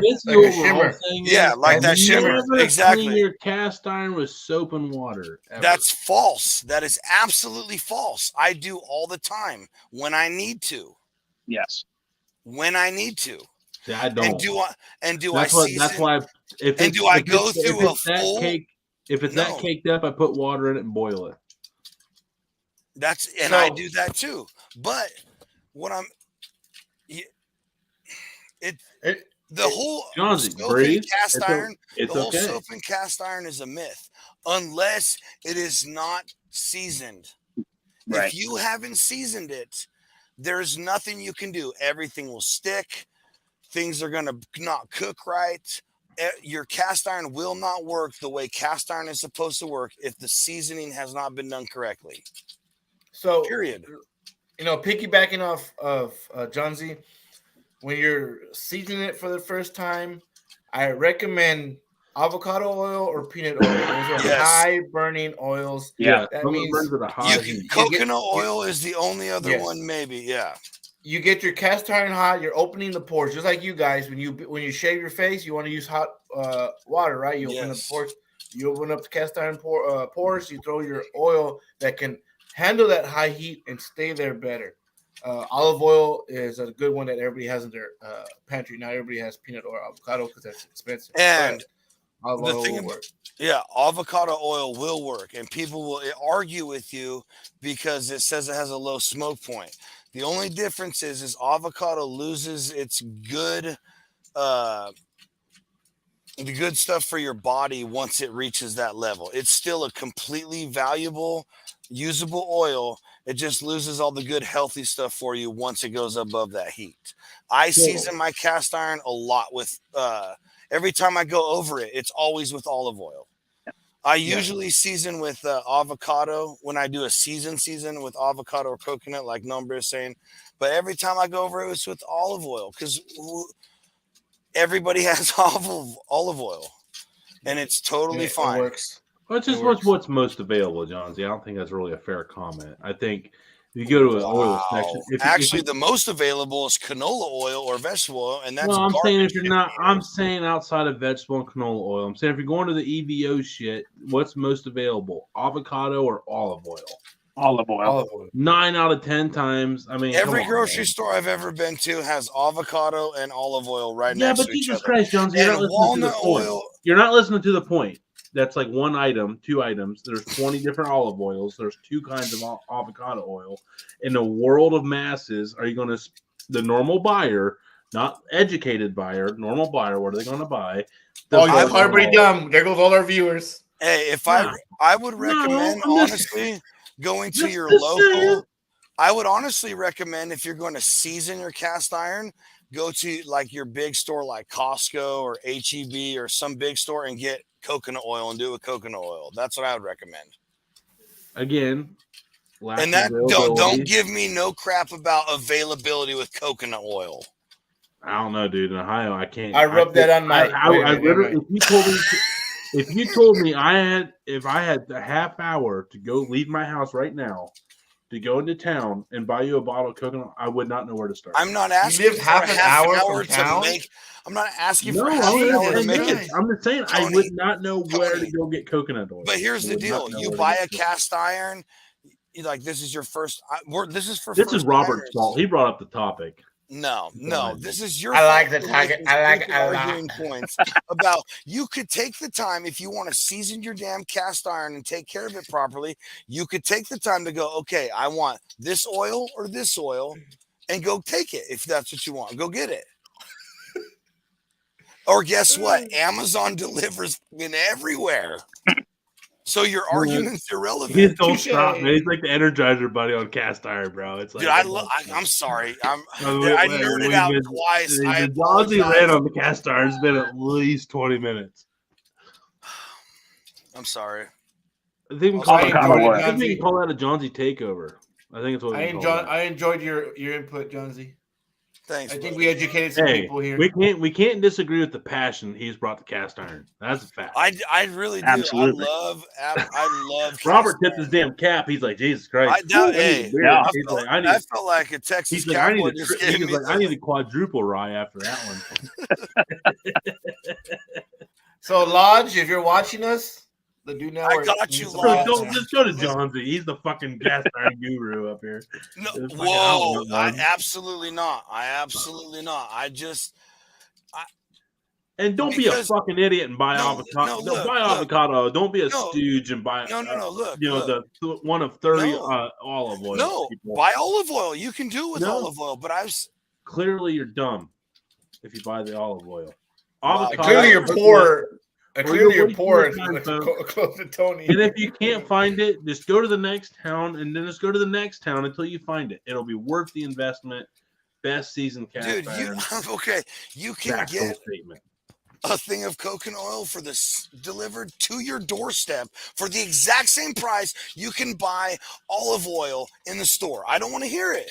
3 days later. Okay. So Amazon has next day delivery. I don't want to hear Go it. ahead, Robert. In John Z. Turlock, There you go. California, Hey, bro. Buy Yeah. the package There you deal. go. The Hey, coconut Robert, oil. and the cast iron at the same Robert. time. Okay, avocado okay, oil, Okay, John Z. EDOO, coconut oil out the window.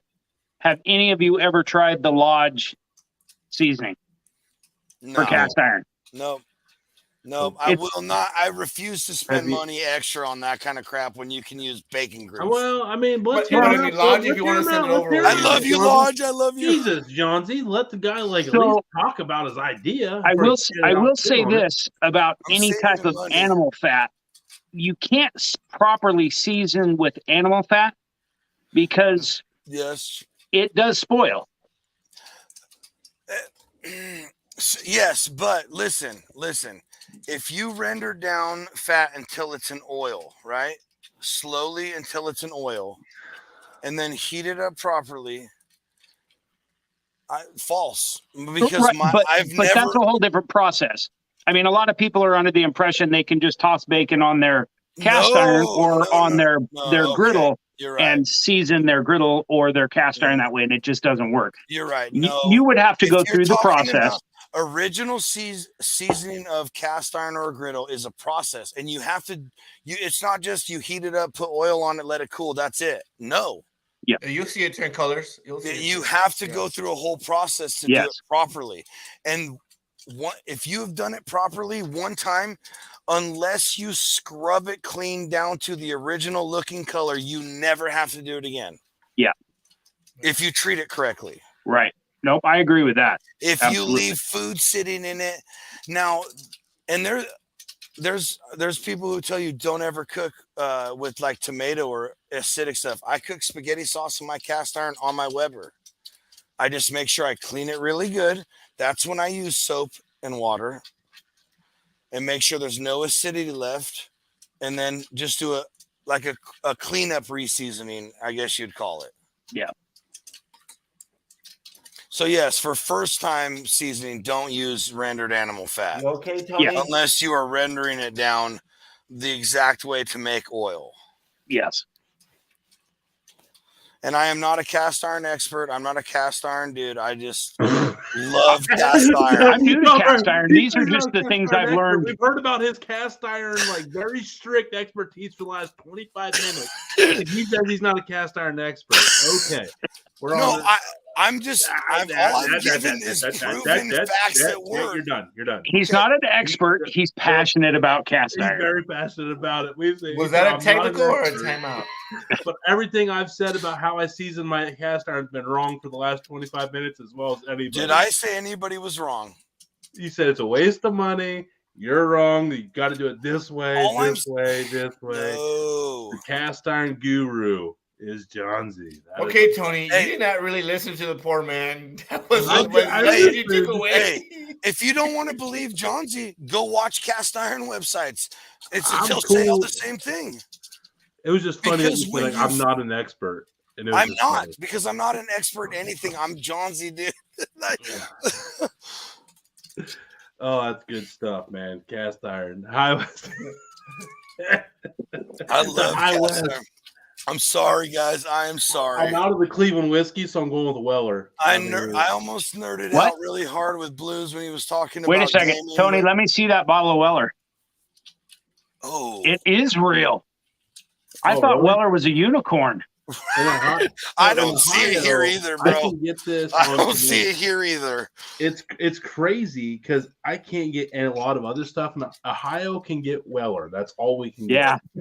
Weller's a unicorn here. Yeah. Don't even dream about getting Weller in Oregon. Hey, I asked guys who know about whiskey here, and they're like, "Oh yeah, I've never had it." I have a little bit of a situation with Cleveland. I mean, situation. Hey, so is that whiskey? Help your man out, Cleveland. Help him out. Yeah, Cleveland whiskey is. Didn't you just leave the distillery? They didn't send you home? I don't have any of that downstairs. I'm going it was the middle of the event. I'm going up Monday. I'll be right back. And we're going to do some more content Monday. And we will be up there. So I'm going to get sent home with a bunch of stuff. Good job, Tony. You pissed off Johnson. He left the fucking show. Yeah. Shit on the guy's cast iron skills, and that's what happened. What I do have one more question for you guys. Yeah, please do. If that's okay.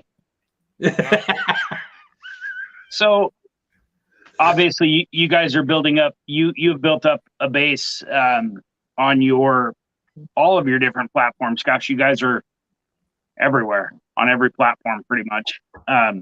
This nombre. Do you have any suggestions for somebody like me that's, I'm doing the Facebook. I just got into the Instagram. Where to go from there?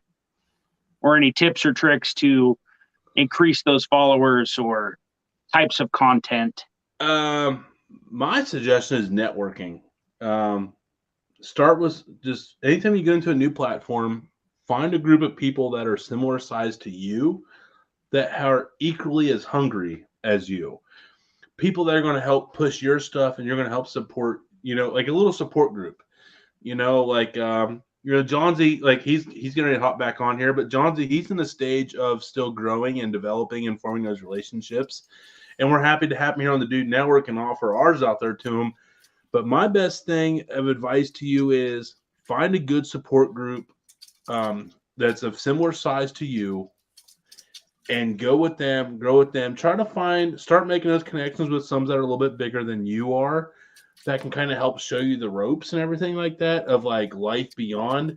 But whenever I was starting out, when I was getting to 1,000, I had a bunch of other small creators that were under 1,000 that we'd help push each other's stuff, comment, share, like, all that stuff. But I always kept like asking, like, well, actually, one of the first bigger creators I met to me was Dirty Jersey Barbecue. We had on here. He's like 4,000, 5,000. And, and he was like really cool about it. And then like on Twitter, we had people like Blues Barbecue that was on here earlier, and This Grill Life Tony. And you do find those really cool creators that are bigger than you, but that still really believe in helping out the overall community. So try to find like some community-based people when creating a new platform. Amen. And keep talking and bouncing ideas off them. Find viral content. Look on YouTube, like what sounds are viral.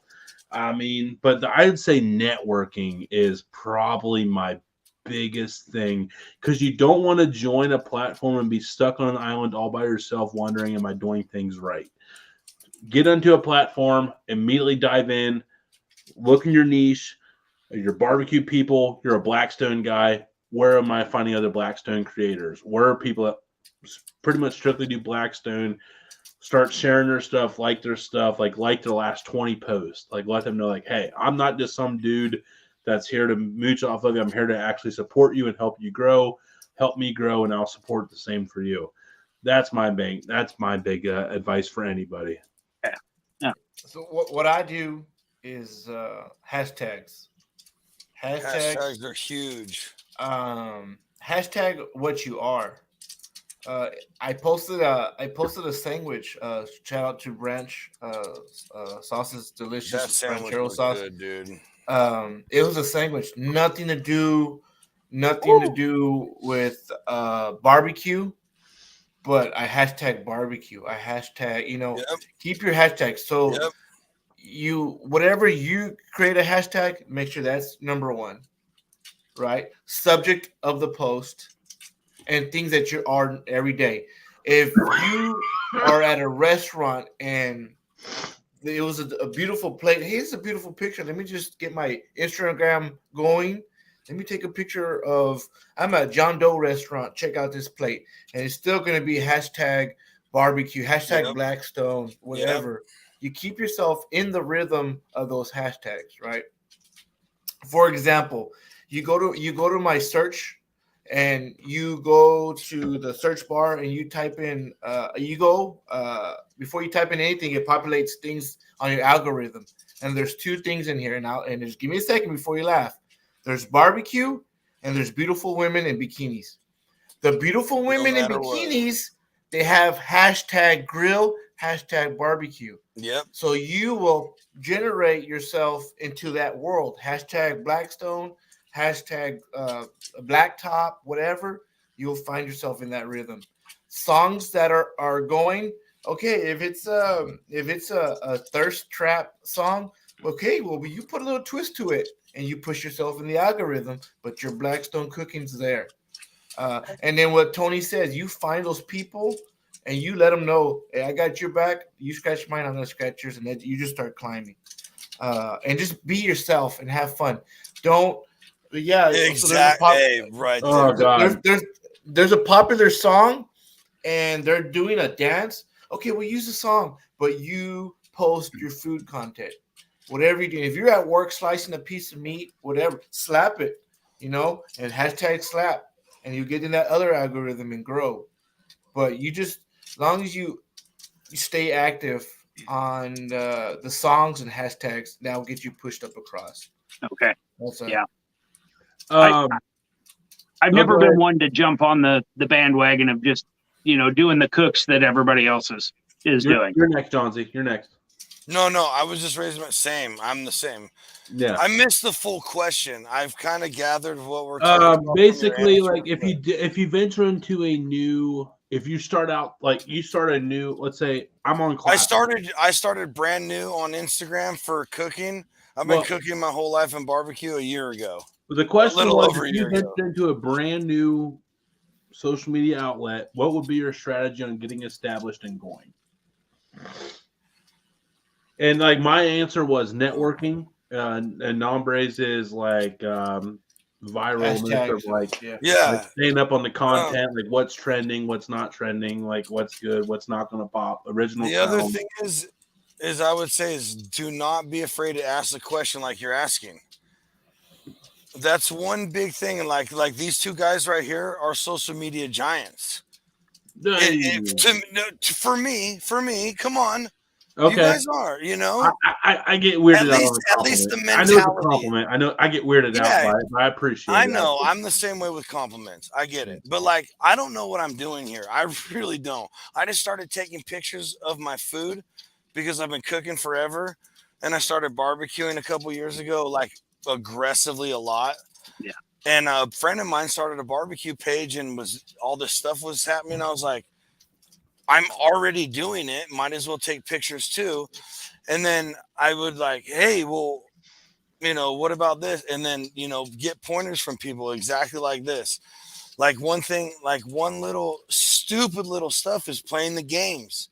Like he's talking about algorithms, like the stupid hashtags. Like I put in stuff like hashtag vibes because yeah, like these are my vibes, but it gets me into a whole nother view of people. Right. You know, stupid stuff like that.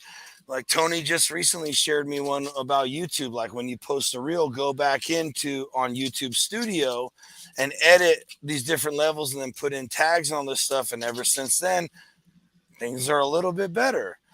And I didn't know that. Congrats, Johnsy. I mean, YouTube's not great for me. I'm not going to say YouTube's not. I'm not worried about YouTube right now because everywhere else is doing great. And consistency is the biggest thing because I was always like, I got in this to have fun. Period. End of discussion. I was already doing this, having fun. Like barbecue and cooking is my therapy, and posting pictures and sharing with it is like another level deeper into that therapy. So it's just better. And if this ever becomes like a huge chore, I don't know what to do, you know, whatever. But I realized that, you know, me cooking, you know, 3 times a week, but posting 2 times a week, if I want something to happen here, that's not cutting it. Right. And then never, ever waste content. And this is something I learned recently. Like you say you shoot 1.5 minutes total of a cook. Well, there's at least 15 reels you can make from that, or 15 posts you can make from that. And that's something that I was always making, like trying to do this whole scene of this whole storyline of the whole cook. And then boom, that was it. And now I got to do another cook. Well, no, if I just post the start and the end, and then I could post all the steps in between. Right. There's a whole, that's 2 weeks of content instead of 2 days. So you don't have to necessarily be cooking every single day and posting every single cook. No. That's the one thing I'm just starting to learn is to draw out those cooks. And don't post your entire cook, but post the finished product. And then post where you started, and then maybe post some of the photos or videos from the center. And it also depends on your strategy. Like right now, like YouTube, like our YouTube has recently become monetized, which, you know, it sounds cooler than it actually is. It's not much, but like you only get monetized on long form videos. So like now the strategy is come up with cool short like sizzle videos, like where you open up your smoker and there's this like shit sizzling and all this color and everything's juicy and delicious looking. Yeah, and like the climax like immediately. Full video in the YouTube, you know, like so now the whole thing is like creating these little like samplers and teasers to generate traffic back to your long form videos. So you can make your big long form edit, but you can have like 5-6 sizzle videos to generate interest to your one big video that you're trying to get people to get the recipe to. And the big people that really are really good at it, they have like the Patreons and shit like that. Like they do like the meat scientist. Like do like a little sample, like, hey, I'm going to show you like the most crazy way to do a brisket ever, just like this. And it's like a 3-second, like, holy shit. And it's like, oh, $9.99 a month if you want to see how I do it. But I mean, it's the same way. Like, also, you can funnel it down to like YouTube. You can use your other platform as a subsidiary to your main platform, which is like cliffhangers. Make cliffhangers. So Yeah. it all depends Boom. on your strategy. Everyone's It's got like- a different social media strategy. Every social media is different, and make trailers like what he's saying or Nombre's saying. Make clips, make cliffhangers, make trailers. So everything like, well, I got to see more of that. That looks really good. I got to see more. Yeah. I got to see more. Absolutely. Well, Robert, the good news for you is you have 1, 2, 3 guys here to help you out at any point in time because you helped us out by being on here tonight. And we are very appreciative for your time and your energy and your effort and your contribution to the Blackstone Redneck Chef. No, not Redneck. Jesus Christ. Redbeard Hey, site. bro. Okay, Redbeard. this is I'm a okay with the term Pacific redneck. Yeah, I yeah, am a redneck. yeah. You're in Central Oregon. You're You're white? Yeah. What? Yeah. But I am. This no, is the final- PNW, buddy. we were kind of telling you here before I don't want to rush off the episode here. Robert, final thoughts, questions, comments, like tips. Oh boy. Wrap up of 2022, things you want to be thankful for, man. The stage is yours. Get your plugs in, everything that you want to do. Go over that right now here before we wrap this up. Wrap up of 2022. Super grateful for all the people that have jumped on board with the Rose's Backyard Barbecue. It wouldn't be what it is without our followers, our viewers. It's been a fun ride. I love being creative, and I just want to point out the fact that this is, even though I'm the face of the Rose's Backyard Barbecue, Mrs. Rose and both of my kids, who are grown adults that do live here with us, are huge parts of this. We bounce a lot of ideas off of each other, and with my son and my daughter being of the younger crowd is awesome. And a lot of what they have told me is exactly some of the things that you guys have told me tonight, which is extremely reassuring. Be yourself. Don't necessarily follow the trends, but you have to keep up with what's up to date. Those are huge things. And they tell me that all the time. Mrs. Rose comes up with a lot of the recipes as well. She's a huge help and a huge part. So moving forward, looking forward to 2023, just expanding our reach into Instagram. I can't see myself on Twitter. Twitter is just, for me, I can't handle Twitter. It's for the young kids. There's stuff on there that I just don't want to see. And you don't have an option of seeing it or not. As soon as you log on, you see it, and I don't want to. That's fair. That's fair. Yeah. That's fair. So, I'm looking forward to meeting more influencers such as all of you. It's been great being on your guys' show. This has been awesome. A lot of information, a wealth of knowledge from all three of you guys, 4 of you guys, counting Doobie. Shout out, Doobie. So, yeah, I'm looking forward to 2023 and expanding the Rose's Backyard Barbecue. I can't wait to see more. Yeah, Robert, it's a pleasure, man. I gave you a follow on Instagram. I shared someone's profile that's from Oregon. I was talking to you about Super Skewers.